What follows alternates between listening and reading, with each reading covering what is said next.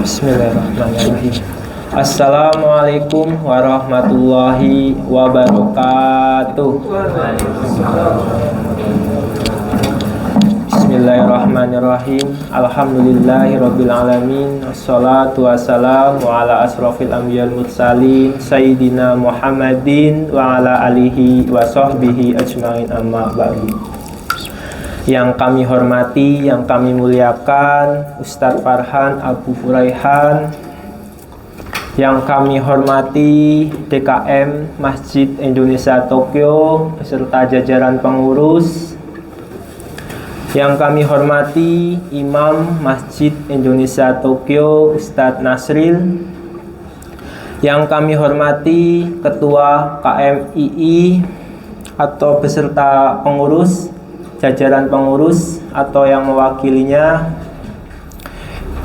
yang kami hormati Ketua Ikatan Persaudaraan Indonesia Training Indonesia Japan atau IPTIJ Mas Ubay, yang kami hormati Ketua Nakama beserta jajaran pengurus, tidak lupa para jamaah, ikhwan ataupun akhwat yang berbahagia. Yang pertama, mari kita bersama memanjatkan puji syukur kita kehadirat Allah Subhanahu wa Ta'ala, yang mana pada pertemuan ini kita semua masih istiqomah dalam beribadahnya, dan tentunya kita selalu diberi kesehatan, dan semoga dalam kegiatan hari ini selalu diberi kelancaran sampai selesai. Amin Allahumma amin. Sholawat serta salam senantiasa kita tercurahkan kepada junjungan kita Nabi Agung Muhammad Sallallahu Alaihi Wasallam, yang mana senantiasa kita nanti syafaatnya besok di yaumil kiamah, dan semoga kita semua termasuk umatnya yang mendapatkan syafaatnya. Amin Allahumma amin. Yang pertama, kami mengucapkan banyak terima kasih kepada DKM Masjid Indonesia Tokyo beserta jajaran teman-teman mengaji Jepang yang telah banyak membantu pada acara kegiatan hari ini sehingga bisa terselenggara dengan baik. Dan terima kasih juga kepada teman-teman semuanya, jamaah, ikhwan maupun akhwat yang telah menghadiri kegiatan pada sore hari ini. Sebelumnya izinkan saya menyampaikan susunan acara pada kegiatan sore hari ini.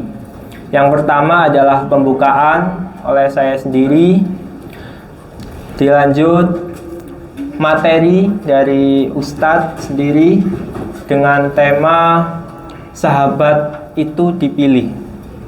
Jadi nanti akan dibahas mengenai tema sahabat itu dipilih. Untuk momen materi ketika udah selesai, untuk para jamaah diizinkan ada sesi tanya jawab.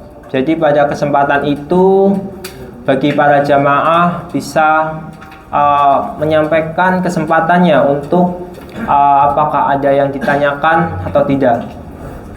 Jadi ketika Ustadz menyampaikan, mohon kerjasamanya bisa didengarkan dengan baik-baik agar nantinya bisa tahu yang mana yang kurang jelas.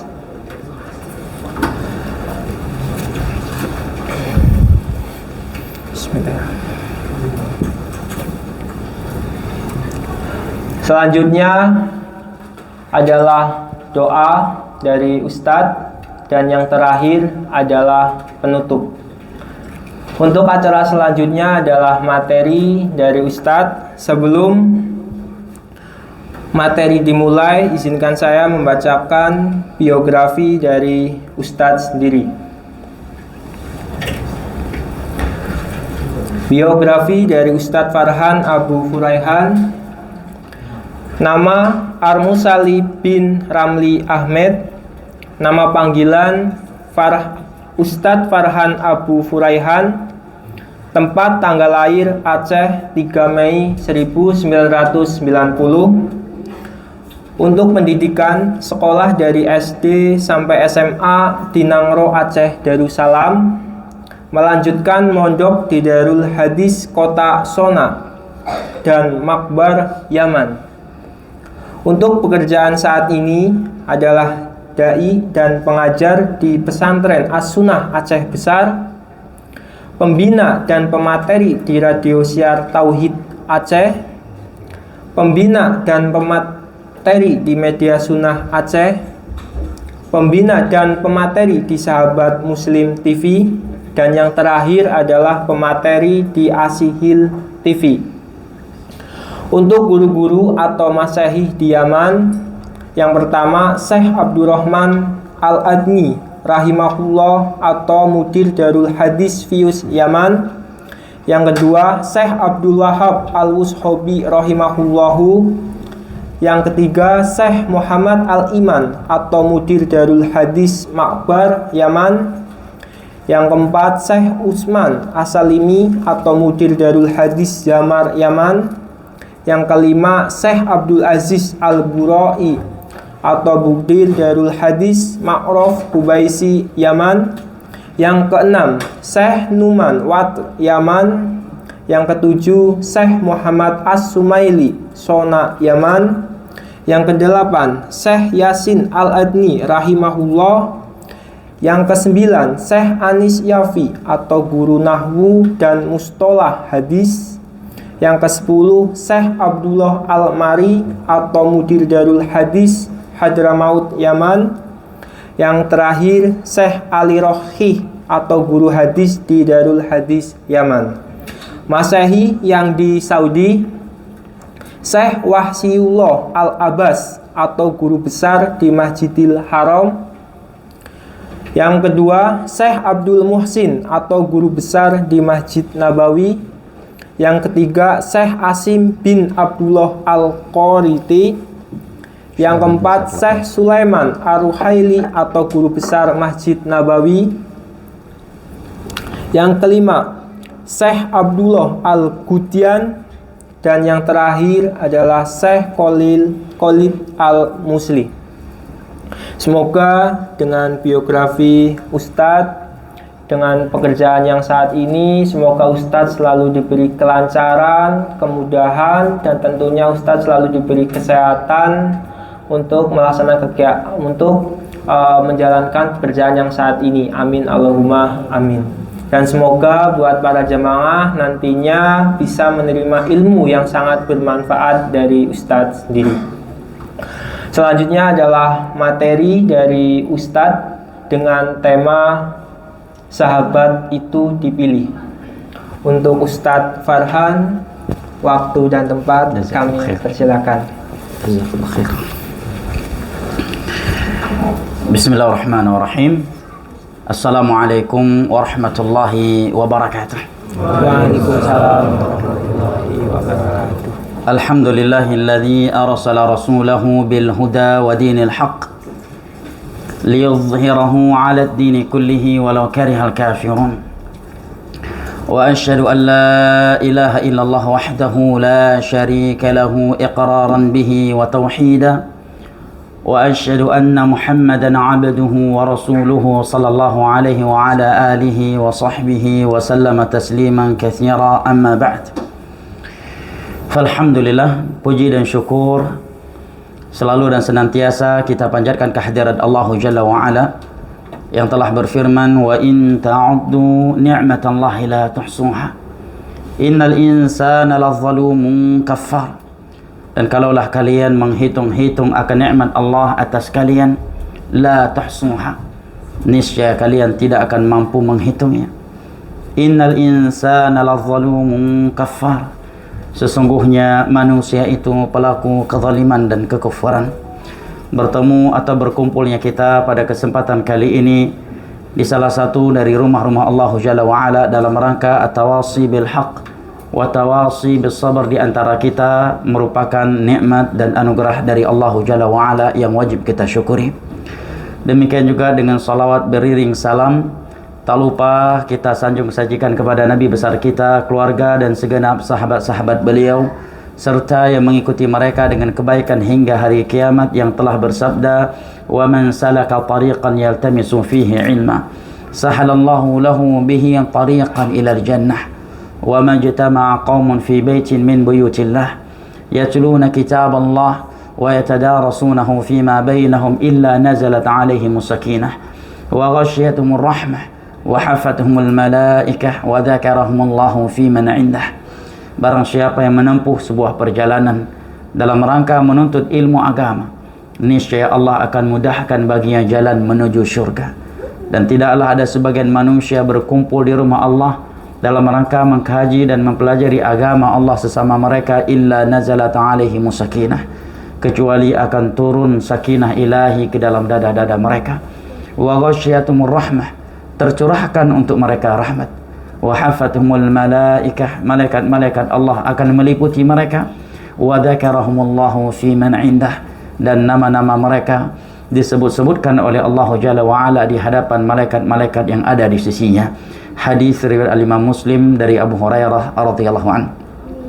Jamaah yang dimuliakan Allah, teman-teman sekalian, ikhwanil kiram wa akhwati al-karimat yang ana cintai dan muliakan, rahimani Allah wa iyyakum wa baraka fikum. Kita sebagai kaum muslimin yang telah berada di sebuah masa yang sudah sangat jauh dari masa kenabian Nabi kita sallallahu alaihi wasallam. Sekarang kita sudah berada lebih dari 1400 tahun setelah beliau wafat. Seandainya zaman kita ini dinamakan dengan zaman akhir zaman, maka tidak jauh dari kebenaran, karena memang Nabi kita adalah Nabi akhir zaman.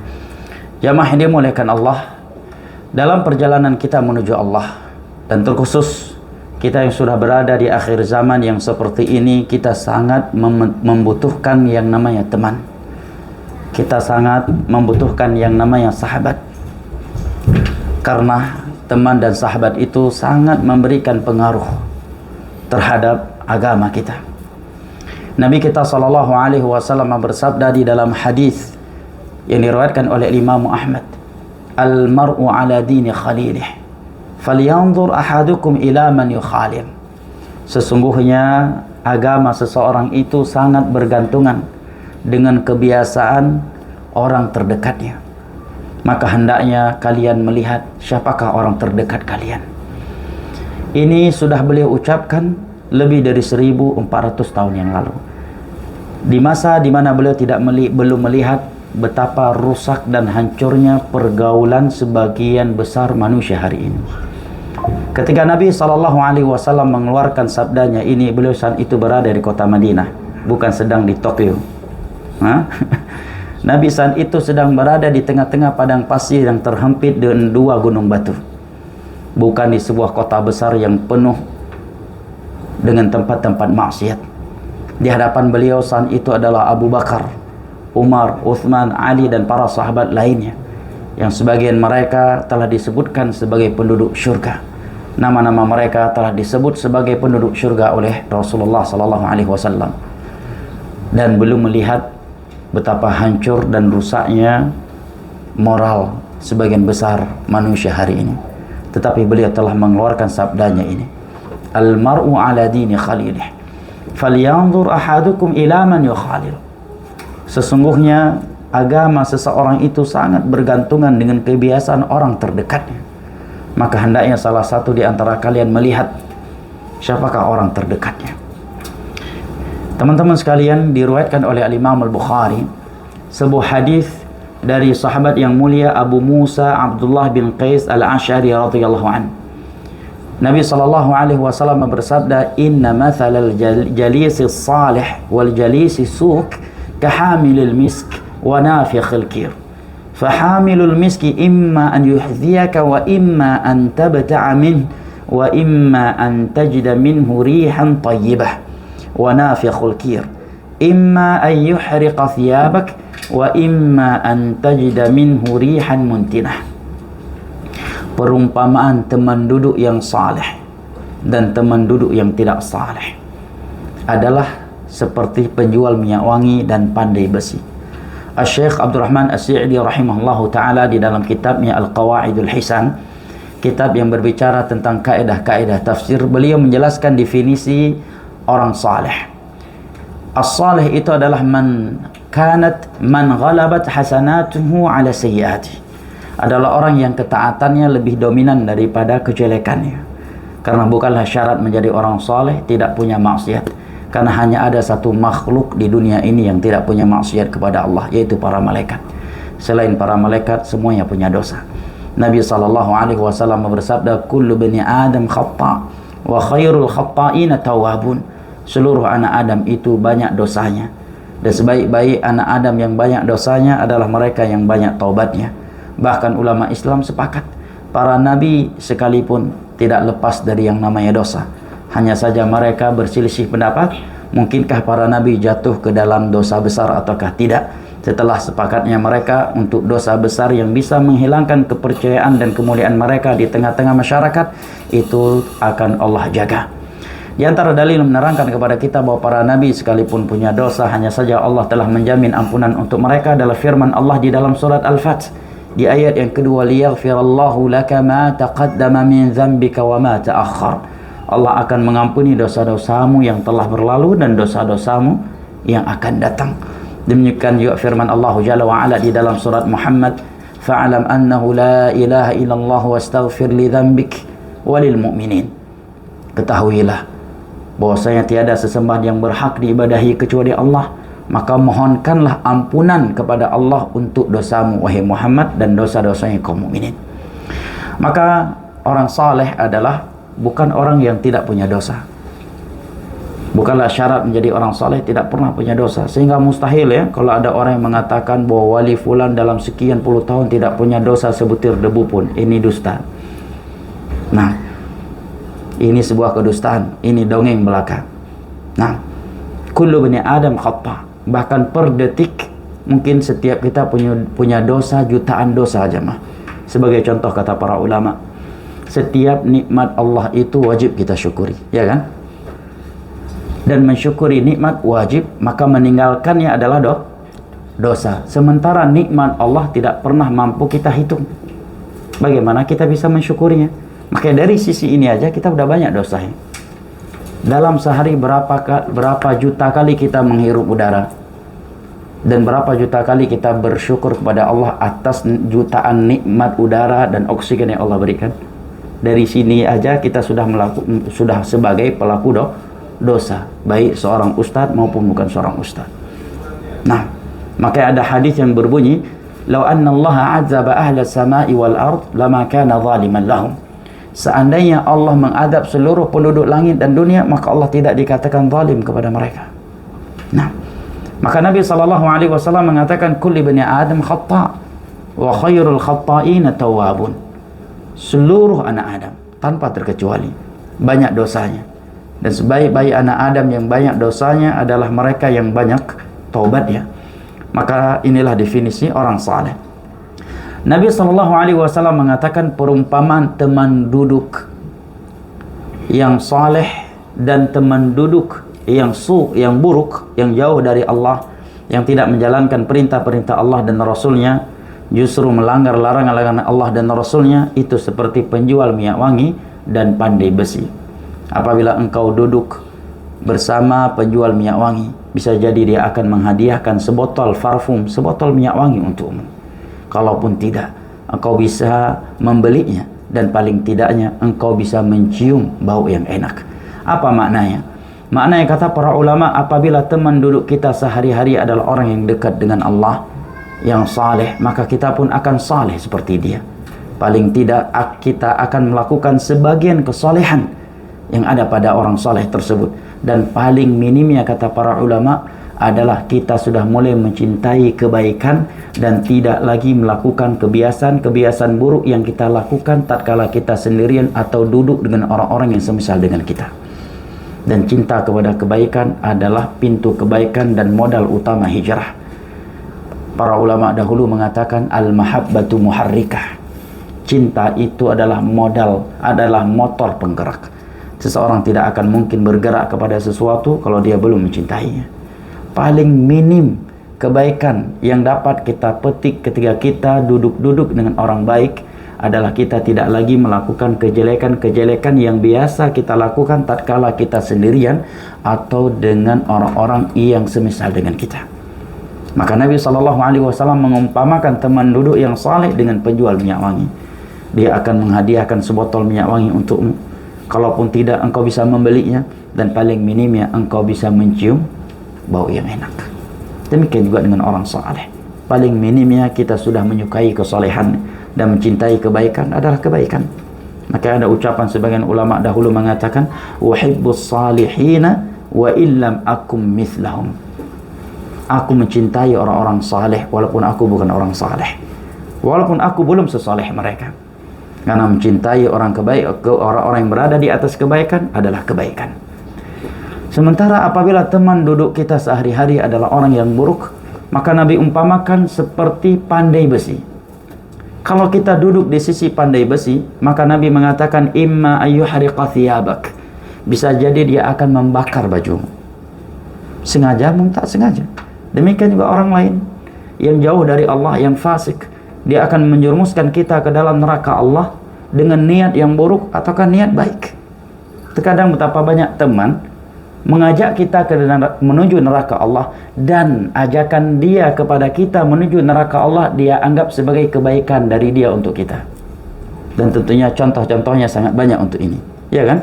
Merasa dia telah berbuat baik kepada kita karena mentraktirkan khamar untuk kita.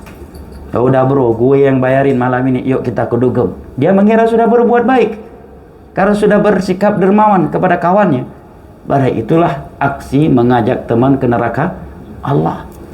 Temannya tidak berzina dengan alasan nggak punya uang, udah gua aja yang bayarin. Ntar ketika ani udah nggak punya duit, giliran ente yang bayarin tuh ana. Dia merasa dengan itu telah berbuat baik untuk kawannya.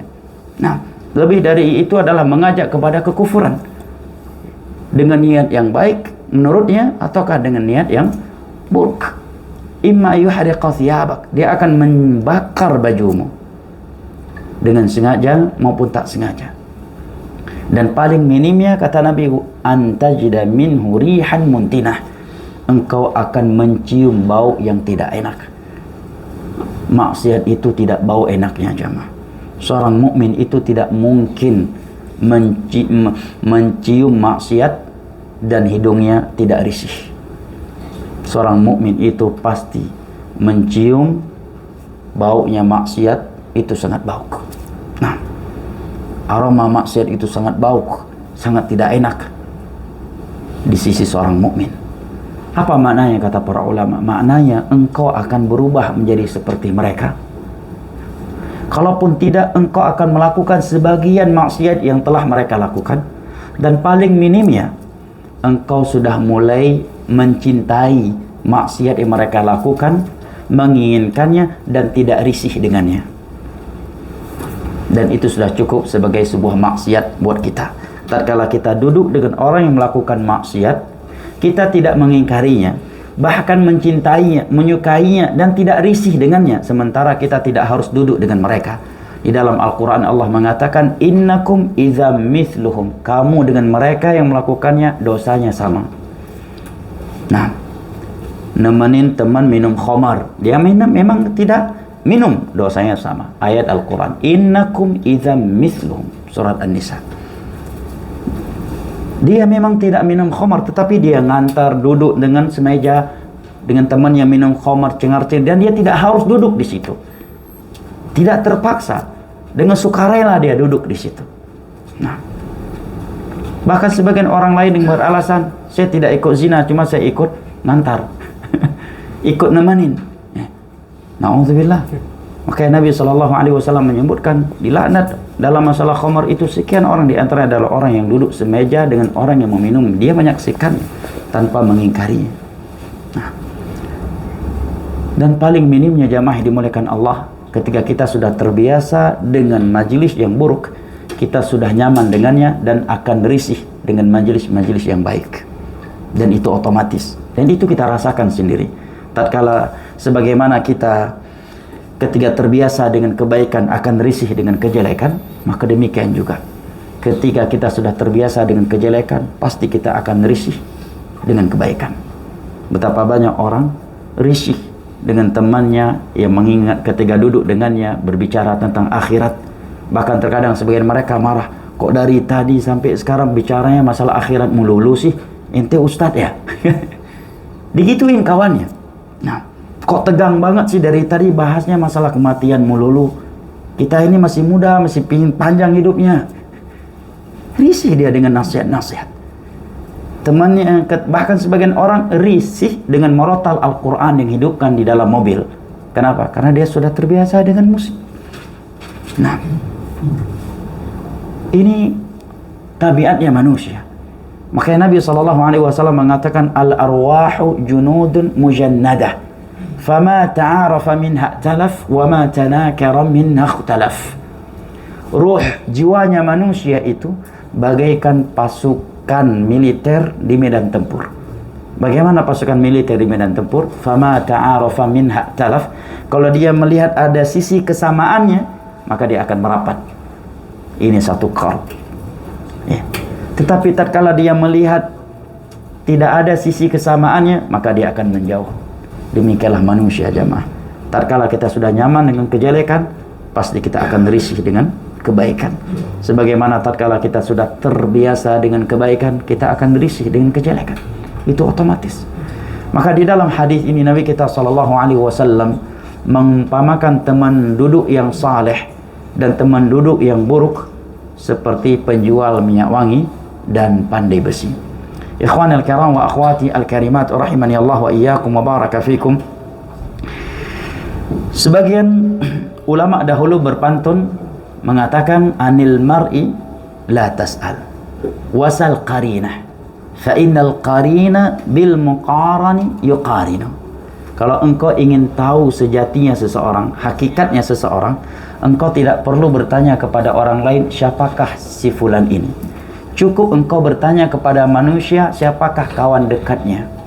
Karena seseorang itu tidak jauh dari kondisi kawan dekatnya. Nah,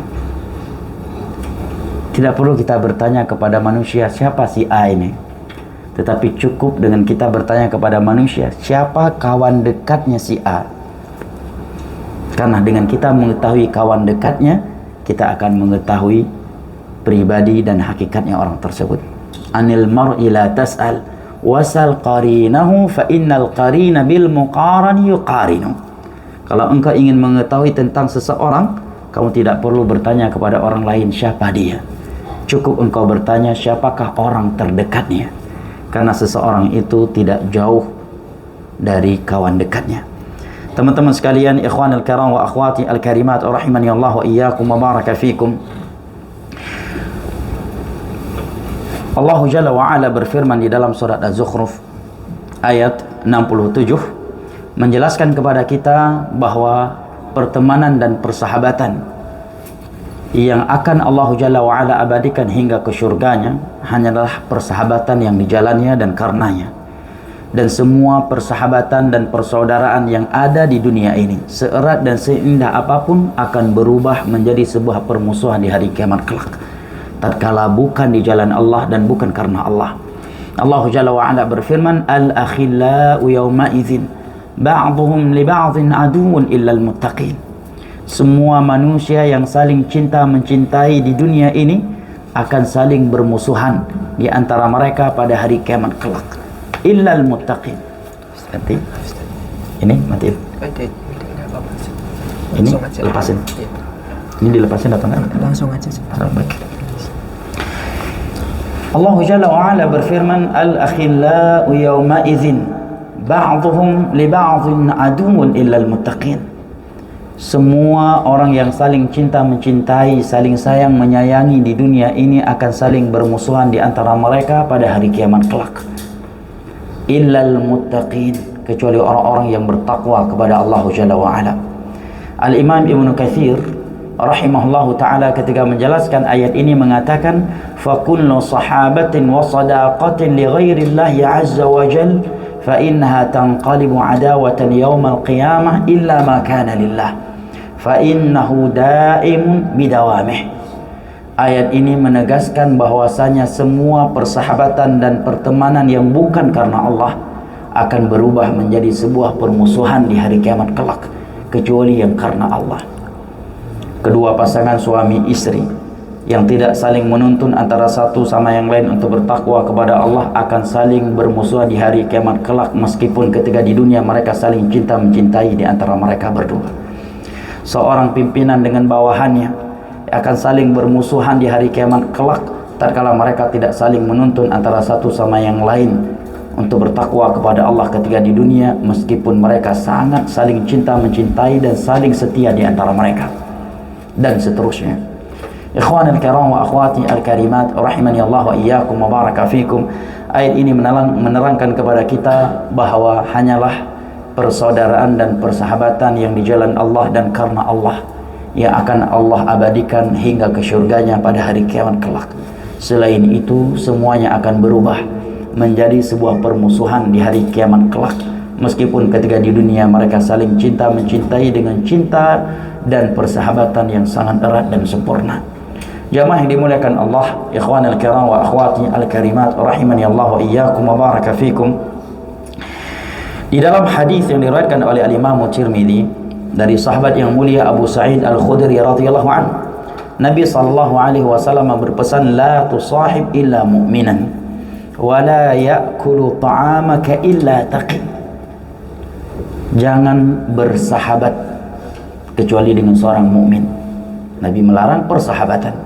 Adapun berpartner bisnis, maka Nabi juga berpartner bermuamalah duniawiyah dengan Yahudi, Nasara, kaum musyrikin di masa itu. Bahkan Ali bin Abi Thalib pernah menjadi karyawan kebun kurma seorang Yahudi di Madinah. Beliau yang memetik kurma yang ada di atas pohonnya. Para sahabat beliau juga berpartner bisnis, melakukan transaksi jual beli dengan selain kaum muslimin. Tetapi yang Nabi katakan di sini adalah la tusahib illa mu'minan. Jangan bersahabat kecuali dengan seorang mukmin. Tentunya mukmin di dalam bahasa Al-Qur'an dan As-Sunnah bukanlah mukmin sekedar di KTP, tetapi mukmin yang disebutkan oleh Allah Jalla wa Ala di dalam banyak ayatnya di dalam Al-Qur'anul Karim, seperti firman Allah, qad aflahal mu'minun alladzina hum fi salatihim khashi'un. Bahkan di dalam Al-Qur'an ada sebuah surat namanya Al-Mu'minun. Di dalam surat tersebut Allah menjelaskan secara detail kriteria-kriteria mukmin. Yang ingin tahu dirinya itu mukmin sejati ataukah bukan, bacalah surat ini dan tadabburilah maknanya. Di sana kita akan mendapatkan jawaban apakah kita mukmin yang Allah dan Rasulnya inginkan ataukah belum. Nah, Nabi mengatakan la tusahib illa mu'minan. Janganlah bersahabat kecuali dengan seorang mukmin. Wala ya'kulu ta'amaka illa taqi. Dan usahakan traktiranmu itu tidak jatuh kecuali kepada seorang yang bertakwa kepada Allah. Makananmu itu tidak dimakan kecuali oleh orang yang bertakwa kepada Allah Jalla wa Ala. Nah, karena orang yang bertakwa kepada Allah Jalla wa Ala, ketika rasa lapar yang dia rasakan sebelumnya hilang karena makanan yang kita suguhkan kepadanya, dia akan menggunakannya untuk beribadah kepada Allah dan untuk meninggalkan kejelekan. Maka dengan itu kita akan mendapatkan pahalanya juga. Sementara apabila makanan yang kita berikan kepada orang yang tidak bertakwa kepada Allah justru menguatkan dia untuk kembali bermaksiat kepada Allah Jalla wa Ala. La tusahib illa mu'mina wa la ya'kulu ta'amaka illa taqi. Janganlah engkau bersahabat kecuali dengan seorang mukmin, dan janganlah memakan makananmu kecuali seorang yang bertakwa, kecuali ada unsur lain. Sengaja dia berikan makanan kepada orang kafir agar orang tersebut jatuh cinta terhadap Islam, agar orang tersebut mengetahui betapa rahmatnya Islam, dan sebagai bentuk dakwahnya dia kepada mereka. Sebagaimana Nabi SAW pernah menjenguk seorang anak muda Yahudi yang sedang sakaratul maut. Kemudian Nabi memintanya untuk mengucapkan la ilaha illallah. Namun karena ada ayahnya yang di sampingnya saat itu, dia pun melihat ke wajah ayahnya. Maka ayahnya yang merupakan Yahudi, yang mengetahui kebenaran dakwah Nabi SAW dan telah melihat anaknya dalam keadaan sakaratul maut, dia pun berkata, ati' Abul Qasim, ikuti saja apa yang dikatakan oleh Muhammad itu. Dia pun mengucapkan la ilaha illallah, bersyahadat akan anna Muhammadan abduhu wa rasuluh. Maka seketika itu Nabi mengatakan, alhamdulillahilladzi anqadahu minan nar. Segala puji bagi Allah yang telah menyelamatkannya dari neraka. Nabi SAW juga pernah menerima makanan yang diberikan oleh seorang Yahudi. Ikhwanul kiram wa akhwati al-karimat rahimani Allah wa iyyakum wa baraka fikum. Hasan al-Basri rahimahullahu taala mengatakan, istakthiru minal asdiqa as-salihin fa inna lahum syafa'atan yaumal qiyamah. Hasan al-Basri rahimahullahu taala mengatakan, perbanyaklah teman-teman yang saleh. Karena teman-teman yang saleh itu akan saling memberikan syafaat di antara mereka pada hari kiamat kelak. Ucapan beliau ini sebenarnya telah diberitakan oleh Nabi SAW jauh hari sebelum wafatnya di dalam hadis Abu Sa'id Al-Khudri radhiyallahu anhu. Dalam riwayat Al-Imam Al-Bukhari dan Muslim.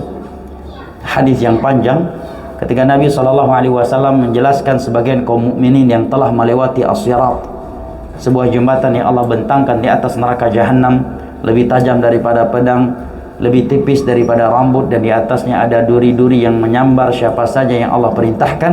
Maka ketika mereka telah melewatinya dan masuk ke dalam syurga, mereka mengatakan, kami tidak melihat kawan-kawan kami yang dahulunya mereka berpuasa dengan kami, mereka salat bareng dengan kami, wa ya'maluna ma'ana, dan mereka banyak melakukan amal-amal kebajikan bersama kami. Maka Allah Jalla wa'ala mengatakan, aku izinkan kalian untuk memberikan syafaat untuk mereka, untuk kalian keluarkan mereka dari neraka Allah, dari neraka. Maka mereka pun memberikan syafaat kepada teman-teman mereka yang belum masuk ke dalam syurga tersebut, sehingga Allah keluarkan dengan izinnya dari nerakanya, kemudian dimasukkan ke dalam syurga dan kembali dipertemukan dengan mereka.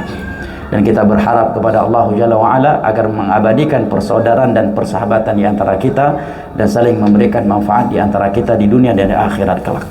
Adapun ucapan saling berpesan, nanti kalau nggak lihat ana di neraka, di dalam syurga, tolong tanyakan ana kepada Allah ya, dan tolong keluarkan ana dari neraka, Allah berikan syafaat. Ini bukanlah hadis. Ini ucapan yang diucapkan oleh sebagian hukama, tetapi bukan hadis.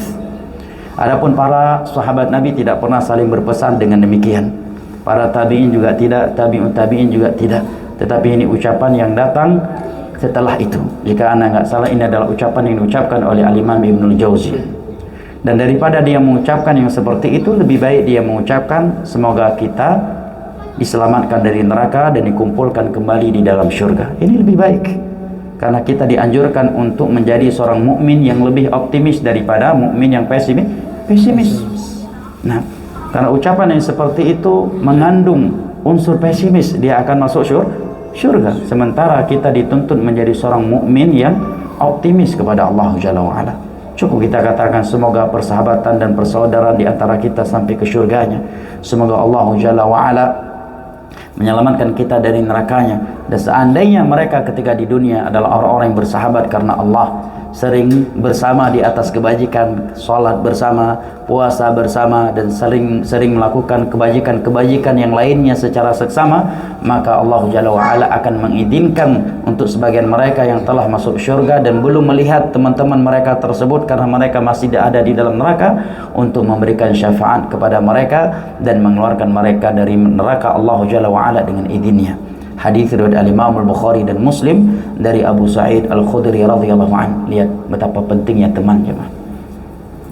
Betapa pentingnya teman. Teman yang berada di jalan Allah dan kita bersahabat dengan mereka karena Allah. Manfaatnya tidak hanya di dunia, tetapi sampai di akhirat kelak. Dan Allah Jalla wa'ala berfirman di dalam sebuah hadis yang diriwayatkan oleh Al-Imam Tirmidzi dengan sanad yang hasan dari Mu'adz bin Jabal radhiyallahu anhu, wajabat mahabbati lil mutahabbina fiya wal mutajalisina fiya wal mutazawirina fiya wal mutabadzilina fi. Sungguh telah wajib cintaku untuk mereka yang saling cinta mencintai sesama mereka karenaku. Mereka duduk-duduk berkumpul sesama mereka karenaku. Mereka saling kunjung mengunjungi sesama mereka karenaku, dan mereka saling berbagi sesama mereka karenaku. Dan mudah-mudahan pertemuan dan majelis kita ini karena Allah Jalla wa'ala, karena sungguh bukanlah nasab yang mempertemukan ana dan antum. Tidak ada hubungan nasab antara saya dan teman-teman sekalian. Bukan juga partai yang mempertemukan kita. Bukan juga ormas atau organisasi serta embel-embel dunia lainnya yang mempertemu dan mengumpulkan kita saat ini di dalam rumah Allah Jalla wa'ala. Tidaklah kita bertemu dan berkumpul dengan nasab yang berbeda-beda, status sosial yang berbeda-beda, dengan alamat tinggal yang berbeda-beda, bahkan sebagian kita belum saling kenal antara satu sama yang lain sebelumnya, kecuali karena kita ingin mendengarkan ayat-ayat Al-Quran yang akan dibacakan di sini, hadis-hadis Nabi SAW yang akan disampaikan, dan petuah ulama Islam yang akan dibacakan, dengan harapan pulang dari ini iman kita meningkat dan semangat untuk beramal saleh semakin sempurna. Ya ikhwanal kiram wa akhwati al-karimat, di dalam hadis qudsi ini Allah mengatakan, sungguh telah wajib cintaku untuk mereka yang saling cinta mencintai sesama mereka karena aku. Mereka duduk-duduk berkumpul sesama mereka karena aku. Mereka saling kunjung mengunjungi sesama mereka karena aku, dan mereka saling berbagi sesama mereka karena aku. Juga diriwayatkan oleh Imam Al-Bukhari dan Muslim dari Abu Hurairah radhiyallahu anhu, Nabi sallallahu alaihi wasallam bersabda, sab'atun yudhilluhumullahu yawma la dhilla illa dhilluh. Ada beberapa golongan yang kelak Allah akan menaungi mereka di bawah naungannya pada hari kiamat, pada hari yang tiada naungan kecuali hanya naungannya. Maka di antara mereka adalah rajulani tahabba fillah ijtama'a alaihi wa iftaraqa alaihi. Adalah mereka yang saling cinta mencintai sesama mereka karena Allah.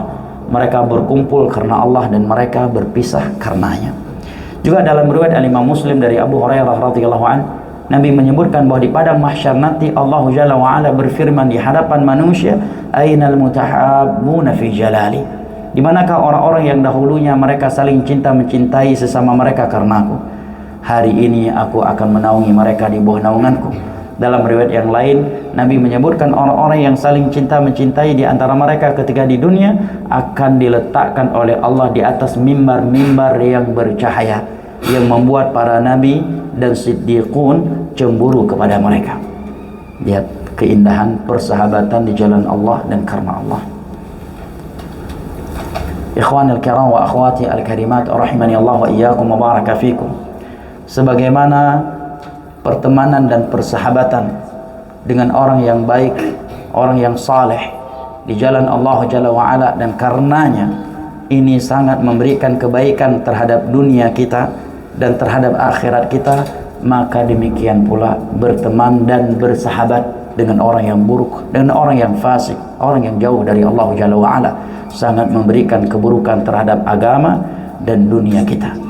Bahkan keistiqomahan seseorang yang selama ini telah ia perjuangkan akan retak, bahkan hancur dan hilang begitu saja karenanya.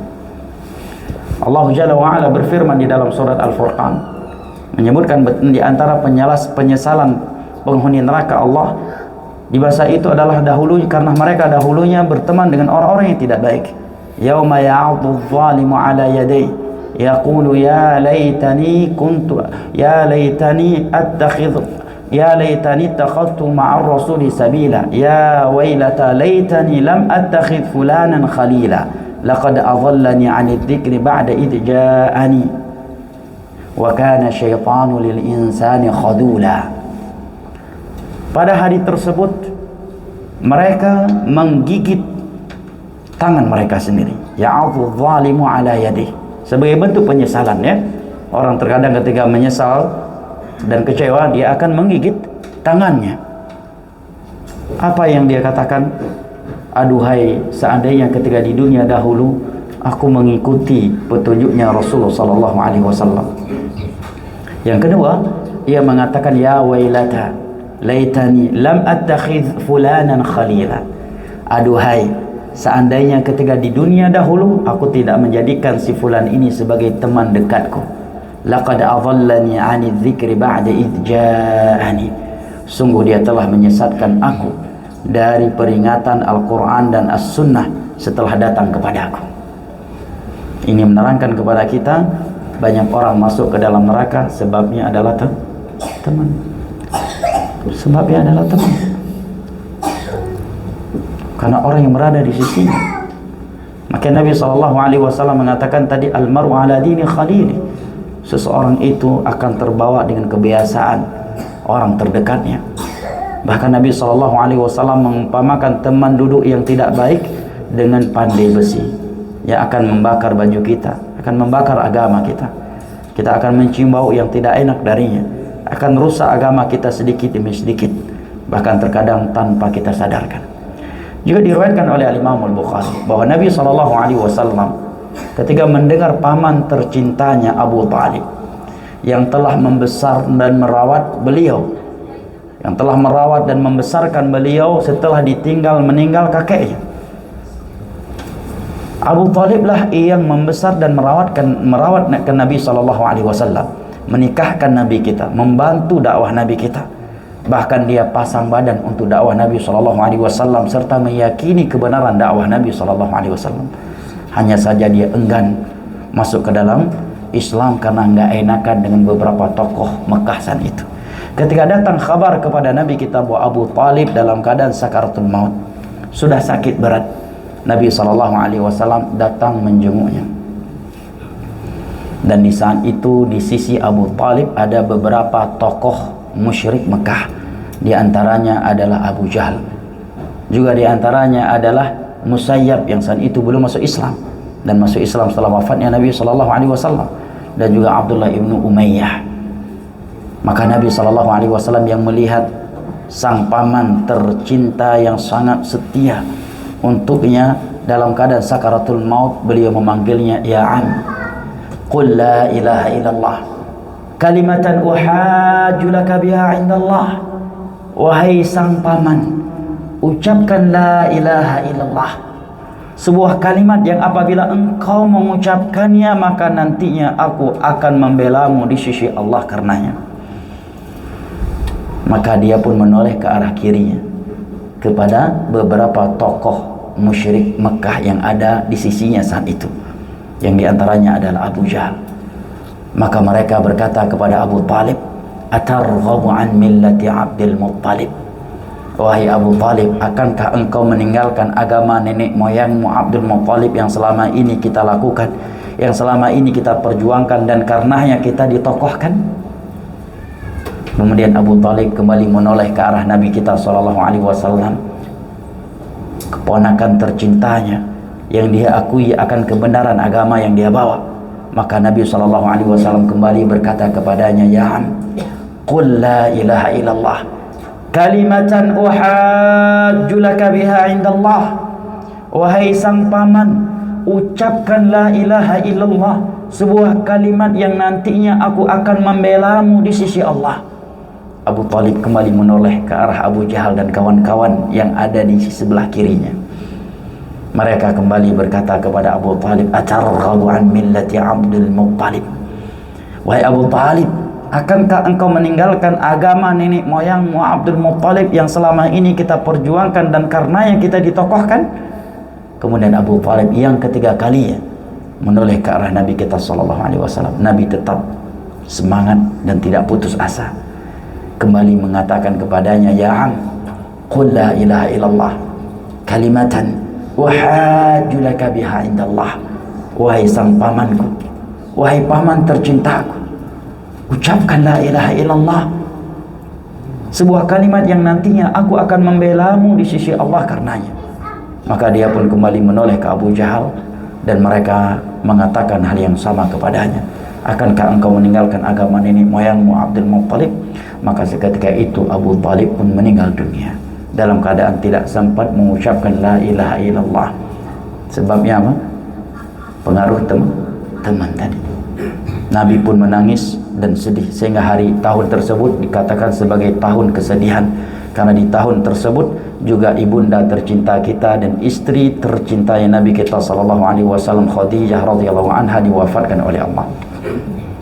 Dan terkait wafatnya Abu Talib, turunlah sebuah ayat dari surat Al-Qasas kepada Nabi kita SAW yang sedang sedih karena melihat paman tercintanya, paman yang selama ini membesar dan merawat beliau, menikahkan beliau, membela dakwah beliau, pasang badan untuk beliau, meninggal dalam keadaan enggan mengucapkan la ilaha illallah karena enggak enakan dengan teman-temannya tokoh-tokoh Mekah yang ada di sebelah kirinya. Turunlah firman Allah, innaka la tahdi man ahbabta walakin Allah yahdi man yasha. Wahai Muhammad, engkau tidak akan mampu memberikan hidayah taufik kepada orang yang engkau cintai sekalipun. Abu Talib dicintai oleh Nabi, ya kan? Abu Talib juga mencintai Nabi, membenarkan dakwah Nabi, membela dakwah Nabi, enggak dapat hidayah. Sedangkan Umar bin Khattab yang dahulunya mengganggu Nabi, mengganggu kaum muslimin, Khalid bin Walid, pernah menjadi sebab patahnya gigi taring Nabi kita, pecahnya topi perang Nabi kita di perang Uhud. Dialah yang meletakkan pasukan-pasukan sniper di atas gunung Rumah dan menembak Nabi SAW dan kaum muslimin saat itu masih sebagai musyrik. Demikian juga dengan Abu Sufyan, demikian juga dengan yang Wahsy yang memutilasi pamannya Nabi SAW Hamzah, justru masuk Islam. Demikian juga beberapa kabilah yang membantai 70 ulama para sahabat Nabi, dan Nabi sebulan lamanya mengutuk mereka di dalam kunut nazilahnya. Dua kabilah dari beberapa kabilah tersebut, atau salah satu dari kabilah tersebut justru masuk Islam, karena hidayah itu di tangan Allah Jalla wa Ala. Innaka la tahdi man ahbabta walakinna Allah yahdi man yasha'. Engkau tidak akan mampu memberikan hidayah Allah kepada orang yang engkau cintai sekalipun, tetapi Allah lah yang akan memberikan hidayah kepada siapa saja yang Ia kehendaki. Teman-teman sekalian, ikhwan al-kiram wa akhwati al-karimat yang ana cintai dan muliakan, rahimani Allah wa iyyakum wa baraka fikum. Para ulama ketika menjelaskan hadis yang menjelaskan kepada kita kisah wafatnya Abu Talib ini, menjelaskan kepada kita bahwa di antara faedah pembelajaran hikmah yang dapat dan seyogyanya kita petik darinya adalah pentingnya teman dekat terhadap agama kita. Teman dekat itu akan menjaga keistiqomahan kita, dan teman dekat itu terkadang akan menuntun kita hingga akhir hayat untuk tetap berada di atas agama Allah, dan sebaliknya terkadang teman buruk menghalangi kita untuk mendapatkan husnul khatimah, menghalangi kita untuk taubat.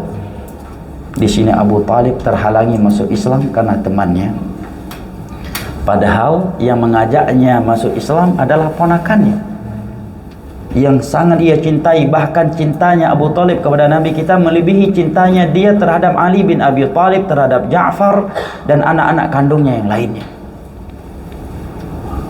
Tapi karena ada kawan-kawan dekat di sampingnya, dia pun tidak jadi mengucapkan la ilaha illallah hingga akhir hayat. Demikian juga anak-anak muda hari ini, gara-gara teman akhirnya meninggalkan sholat, karena teman jatuh ke dalam maksiat khamar, karena teman pergaulan jatuh ke dalam zina, karena teman pergaulan jatuh ke dalam judi, karena teman pergaulan dia menyimpang dari jalan Allah Jalla wa Ala yang lurus. Dia bergeser dari jalan menuju syurga dan berpindah ke jalan-jalan yang akan menjerumuskannya ke dalam neraka Allah Jalla wa Ala. Al-mar'u ala dini khalili. Agama seseorang itu sangat bergantungan dengan agama orang dekatnya. Makanya ketika Nabi SAW menganjurkan para pemuda menikah, Nabi mengatakan utamakan wanita yang kuat agamanya.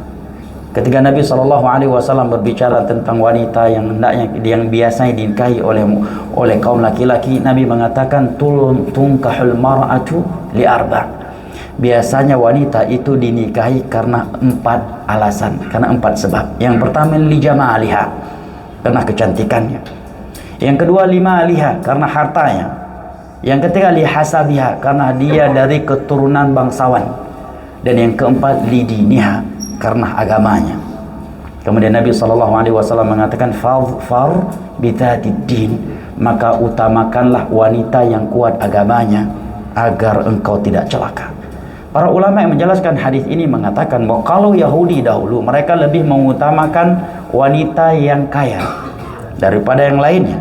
Kalau orang Nasara lebih mengutamakan wanita yang cantik, sedangkan bangsa Arab lebih mengutamakan wanita yang bangsawan. Seandainya ada wanita yang cantik, yang kaya dan lebih salihah dan tetapi kurang bangsawan, maka mereka akan lebih mengutamakan memilih wanita yang bangsawan walaupun kurang cantik, kurang salihah dan kurang kaya. Kemudian datang Islam menganjurkan kita untuk mencari seorang wanita yang memiliki kecantikan yang mencukupi, harta juga dilihat, dari sisi keturunannya juga dilihat, tetapi sisi agamanya harus lebih diprioritaskan. Artinya semua keutamaan di atas tadi, dari sisi harta, kemudian nasabnya, kemudian rupanya, apabila tidak ada agama padanya, itu tidak bernilai sedikit pun di sisinya. Artinya kata para ulama, ini hadis bukan larangan mencari wanita yang kaya, Bukan berarti seseorang tidak boleh menikahi wanita yang cantik, karena dia tidak mencari imam salat, ya kan? Kalau untuk imam salat nggak perlu cantik, nggak perlu ganteng, demikian juga wanita. Nah, dan tidaklah seseorang menikahi lawan jenisnya kecuali karena ada kecondongan. Dan di antara sebab adanya kecondongan karena adanya kecantikan. Tetapi Nabi ingatkan, seandainya dia cantik, kaya, dan bangsawan, tetapi dia tidak salihah, jangan coba-coba engkau nikahi kalau kamu ingin selamat dari neraka Allah. Kalau kamu ingin masuk syurga, kalau kamu ingin menyelamatkan agamamu.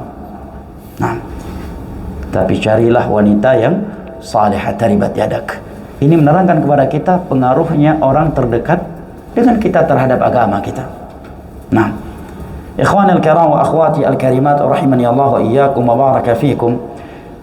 Dari beberapa dalil dari Al-Quran dan hadis serta petuah ulama Islam di atas, kita bisa menyimpulkan bahwa seseorang itu layak dan tepat untuk kita jadikan sebagai teman dan sahabat kita adalah tatkala dia beriman kepada Allah, dia bertakwa kepada Allah Jalla wa'ala, dia orang yang jujur, dia orang yang saleh, ya, dan setia di dalam bersahabat. Hadis-hadis atau dalil-dalil di atas juga menjelaskan kepada kita bahwa istiqamah tidaknya seseorang di dalam agama Allah Jalla wa'ala terkadang sangat berpengaruh dengan teman duduknya sehari-hari. Juga kesimpulan dari uraian di atas adalah bahwa teman-teman yang saleh akan memberikan syafaat untuk kita di hari kiamat kelak. Berteman dengan mereka di jalan Allah Jalla wa'ala akan mendatangkan cinta Allah kepada kita. Berteman dengan mereka karena Allah, sehingga kita bertemu dan berpisah dengan mereka karena Allah, akan menjadikan kita dari golongan-golongan yang kelak Allah Jalla wa'ala naungi di bawah naungannya pada hari kiamat kelak. Jamaah yang dimuliakan Allah, berikut ini sebelum kita akhiri materi ini beberapa ucapan ulama dahulu tentang pertemanan dan persahabatan. Di antaranya adalah Abdullah bin Mas'udin radhiyallahu anhu, sebagaimana yang disebutkan oleh Al-Imam Al-Mawardi dalam kitabnya Adabud Dunya wad Din. Abdullah bin Mas'udin radhiyallahu anhu mengatakan, "Ma min syai'in adal ala syai'in walad dukhan 'ala an-nar min as-sahib 'ala as-sahib." Ini ucapan yang seyogyanya antum catat dengan tinta emas, dengan tinta dari emas. Kata Abdullah bin Mas'ud, tidak ada sesuatu yang lebih menjelaskan tentang sesuatu, dan tidak ada asap yang lebih menjelaskan, dan tidaklah asap itu lebih menunjukkan kepada adanya api daripada seorang sahabat terhadap sahabatnya yang lainnya. Apa maksudnya? Maksudnya jamaah yang dimuliakan Allah, adanya asap ini menunjukkan adanya api. Dengan adanya asap kita bisa menilai dan mengetahui di situ ada api. Demikian juga kita akan mengetahui hakikatnya seseorang dengan sahabat yang dia miliki. Sahabatnya dia menunjukkan jati dirinya melebihi asap yang menunjukkan keberadaan api. Ini ucapan yang luar biasa dari Abdullah bin Mas'ud radhiyallahu anhu. Maka ada pepatah Arab tadi yang berbunyi, anil mar'i la tas'al wasal qarinah fa innal qarina bil muqaran yuqarim. Kalau kamu ingin tahu tentang seseorang, kamu nggak usah bertanya kepada orang siapa dia. Bahkan terkadang kalau kita bertanya kepada orang siapa dia, orang akan mencurigai kita. Apa-apaan nih si fulan menanya tentang si Alan. Cukup kamu bertanya kepada manusia siapa kawan dekatnya. Karena seseorang itu tidak jauh dari kawan dekatnya, dari teman dekatnya. Dan juga hadis Nabi SAW yang telah kita simak di atas tadi, yang mengatakan al-arwahu junudun mujannadah, bahwa ruh manusia itu seperti pasukan militer, tentara di medan tempur. Tatkala fama ta'arafa minha talaf, tatkala dia melihat ada kesamaan dalam beragama, dalam berprinsip. Kalau di medan tempur dia lihat simbolnya sama, diberikan sandi, dia bisa menyambungnya, ya, dia bisa membalasnya. Dia lihat ada tanda-tanda yang menunjukkan mereka dari korp yang sama, maka dia akan merapat. Demikianlah jiwa manusia. Wa ma tanakara min ikhtalaf, dan tatkala dia melihat keperbedaan, ketidaksamaan, maka dia pun akan menjaga jarak. Maka Abdullah bin Mas'ud mengatakan, sesungguhnya tiada sesuatu yang menunjukkan, tidak ada sesuatu yang lebih menjelaskan sesuatu, dan tidaklah asap itu keberadaan asap itu menunjukkan adanya api melebihi seorang sahabat, ya, seseorang seorang persahabatan seseorang dengan seseorang yang menjelaskan akan jati diri dan siapa dirinya. Ini ucapan yang luar biasa dari Abdullah bin Mas'ud radhiyallahu anhu. Juga ikhwan al-kiram wa akhwati al-karimat, Luqman pernah berkata sebagaimana yang disebutkan dalam kitab Abid Dunya. Beliau berpesan kepada anaknya, ya bunai, wahai anakku, la ta'ud ba'da taqwallahi min an tattakhidha sahiban salihan. Wahai anakku, jangan engkau anggap ada sesuatu yang lebih mahal setelah bertakwa kepada Allah selain daripada memiliki sahabat yang saleh. Itu adalah nikmat dan karunia yang sangat mahal dari Allah Jalla wa'ala, memiliki teman yang saleh. Dan terkhusus bagi antum yang tinggal di kota besar yang seperti ini, nah, di kota di mana orang yang tidak bermaksiat kepada Allah tiada yang menegurnya, tiada yang mengingkarinya, maka bersyukurlah kepada Allah tatkala kita punya teman yang karenanya kita jadi ingat salat, kita jadi ingat ngaji, kita jadi ingat haji, umrah dan ketaatan-ketaatan yang lainnya, dan karenanya kita terhardik untuk melakukan berbagai maksiat kepada Allah Jalla wa ala. Ikhwanul kiram wa akhwati al-karimat rahimani Allah wa iyyakum wa baraka fikum. Dan masih banyak ucapan-ucapan ulama yang lainnya terkait pertemanan dan persahabatan yang semana dengan ini. Namun mudah-mudahan apa yang kita telah simak dari uraian ringkas dan singkat di atas memberikan manfaat kepada kita semuanya, dan mudah-mudahan Allah Jalla wa'ala menjadikan kita sebagai hamba-hambanya yang bersahabat dan bersaudara, karenanya saling menuntun antara kita di jalannya untuk bertakwa selalu kepada Allah Jalla wa'ala, sehingga persahabatan dan persaudaraan kita ini diabadikan oleh Allah Jalla wa'ala hingga ke syurganya dan mendapatkan naungannya pada hari kiamat, pada hari yang tiada naungan kecuali hanya naungannya. Amin ya rabbal alamin. Sisa waktu yang masih ada, saya persilahkan jika ada kritikan, masukan atau hal lainnya yang ingin disampaikan dengan segala hormat. Barakallahu fikum.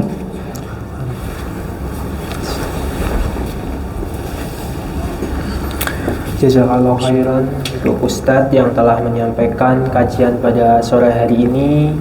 Semoga bisa bermanfaat buat kita semua yang ada di majelis pada sore hari ini. Selanjutnya adalah sesi tanya jawab untuk ikhwan dan akhwat. Waktu dipersilakan. Jadi nanti sistemnya dari jamaah angkat tangan. Setelah itu nanti dari teman-teman panitia ada mic yang di belakang, nanti bisa dikasihkan kepada jamaah yang akan bertanya. Untuk akhwat, apakah sudah ada mic di bawah?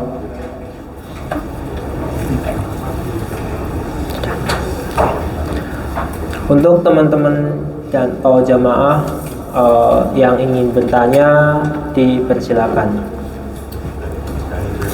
Ya, silakan Mas.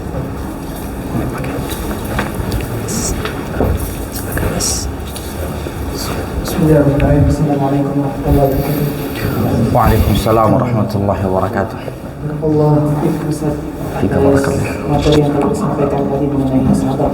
Tapi pertanyaan kali ini mungkin di luar dari materi yang tadi disampaikan Ustaz.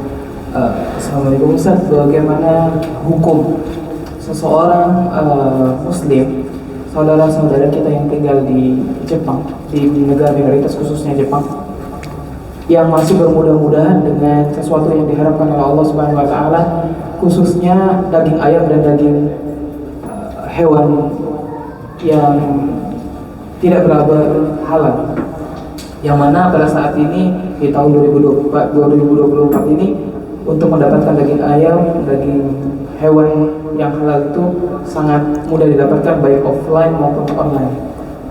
Terima kasih. Assalamualaikum warahmatullahi wabarakatuh. Waalaikumsalam warahmatullahi wabarakatuh. Nah, ya, ini hal yang sangat penting untuk diperhatikan ya.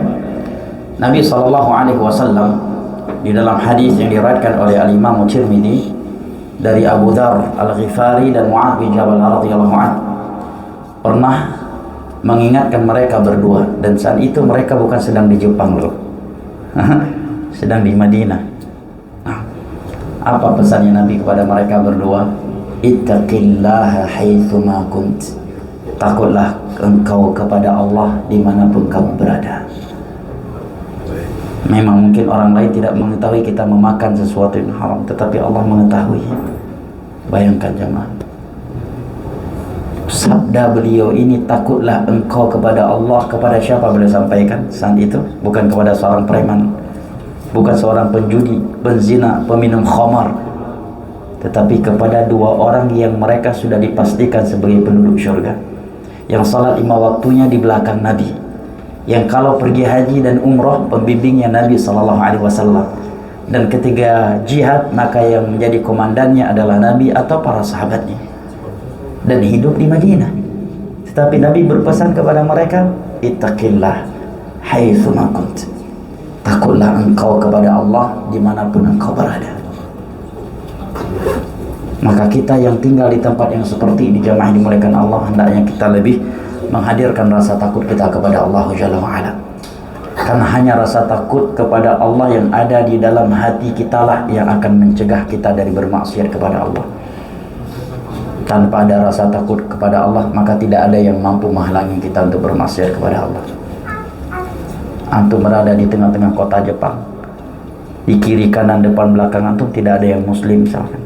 Pintu zina terbuka lebar, antum seorang pemuda, syahwat masih sempurna, bergejolak, fasilitas punya, uang punya, dan tidak ada orang yang mengenal ente, dan tidak ada juga orang yang ente kenal.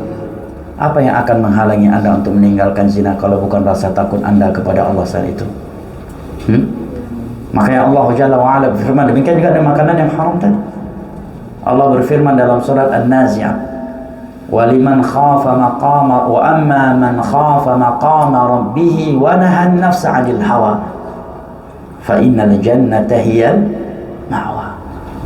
Barang siapa yang takut kepada Allah sehingga dia melawan hawa nafsunya, maka surga adalah tempat yang pasti untuknya. Coba anda perhatikan ayat ini. Sebelum Allah mengatakan dia melawan hawa nafsunya, Allah sebutkan terlebih dahulu dia memiliki rasa takut kepada Allah, menunjukkan hawa nafsu ini tidak akan pernah mampu kita lawan kalau kita tidak punya rasa takut kepada Allah Jalla wa'ala. Hadirkan rasa takut kepada Allah di dalam hati kita jemaah, bahwa Allah Maha melihat, Allah Maha tahu.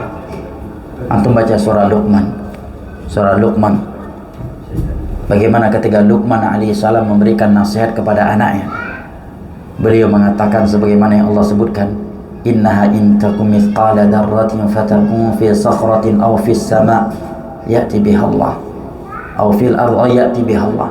Wahai anakku, seandainya engkau melakukan dosa, engkau bersembunyi di dalam batu atau di dalam langit, Allah mengetahui dan kelak akan Allah hisab dan perkarakan engkau atas dosa itu. Nah, terkait tadi makanan, khususnya daging, ayam atau yang lainnya yang tidak berlabel halal, ini perlu dirinci. Halal tidaknya sesuatu itu bukan dengan label, ini harus yang pertama dipahami. Halal tidaknya sesuatu itu bukan dengan label yang dibuat oleh badan-badan tertentu, itu hanya sekedar sarana ya dan indikasi. Karena halal dan haramnya sesuatu itu murni haknya Allah Subhanahu wa taala. Sesuatu yang Allah halalkan maka halal, sebagaimana sesuatu yang Allah haramkan maka haram, bagaimanapun bentuk labelnya. Nah, di antara hal yang Allah haramkan bagi kaum muslimin adalah memakan sembelihan yang disembelih oleh selain muslim dan selain ahlul kitab. Hanya ada 2 sembelihan yang boleh kita makan. Yang pertama sembelihan muslim yang mengucapkan nama Allah, ma anharat dam wa dzukira rasmullah fakulu. Sembelihan yang disembelih dengan mengalirkan darah, memutuskan 2 urat tersebut dan disebutkan nama Allah, bismillah, makanlah. Yang kedua sembelihan ahlul kitab. Hal ini Allah sebutkan di dalam surat Al-Maidah. Anda lupa nomor ayatnya jika anda keliru, ayat yang ke-5 dari surat Al-Maidah. Di sana Allah Jalla wa ala berfirman, wa ta'amukum hillul lahum wa ta'amuhum hillul lakum. Ta'am kalian halal untuk mereka dan ta'am mereka ahlul kitab halal untuk kalian. Kata Abdullah bin Abbas, maksud dari kalimat ta'am di sini adalah sembelihan. Siapa itu ahlul kitab? Mereka yang beriman kepada Nabi Musa dan kepada Nabi Isa alaihi wassalatu wassalam, meskipun mereka telah mengubah-ubah agama mereka. Karena ketika ayat ini turun, ahlul kitab di masa itu telah melakukan kesyirikan. Mereka menganggap yang tersalib itu adalah Nabi Isa dan sebagai Tuhan selain Allah Jalla wa'ala, dan mereka akan ada sampai hari kiamat. Hanya saja wanita-wanita ahlul kitab yang boleh kita nikahi, syaratnya kata Allah wal muhsanat, wanita-wanita yang pelihara, bukan wanita-wanita yang nakal yang melakukan perzinahan. Ini dari sisi bolehnya ya kalau untuk wanita. Dari sisi anjurannya, jangankan antara ahlul kitab dengan muslimah. Ada muslimah dan muslimah, Allah perintahkan dan Rasulnya perintahkan yang lebih salihah daripada yang salihah, kalau perbandingan tentunya. Nah, terkait masalah sembelihan tadi, apabila sembelihan tersebut dipastikan itu bukan sembelihan seorang muslim, bukan juga ahlul kitab, maka tidak boleh dimakan. Nah, Jepang antum yang lebih tahu, ahlul kitab atau bukan? Atau ateis? Ya, bukan ahlul kitab kayaknya kan?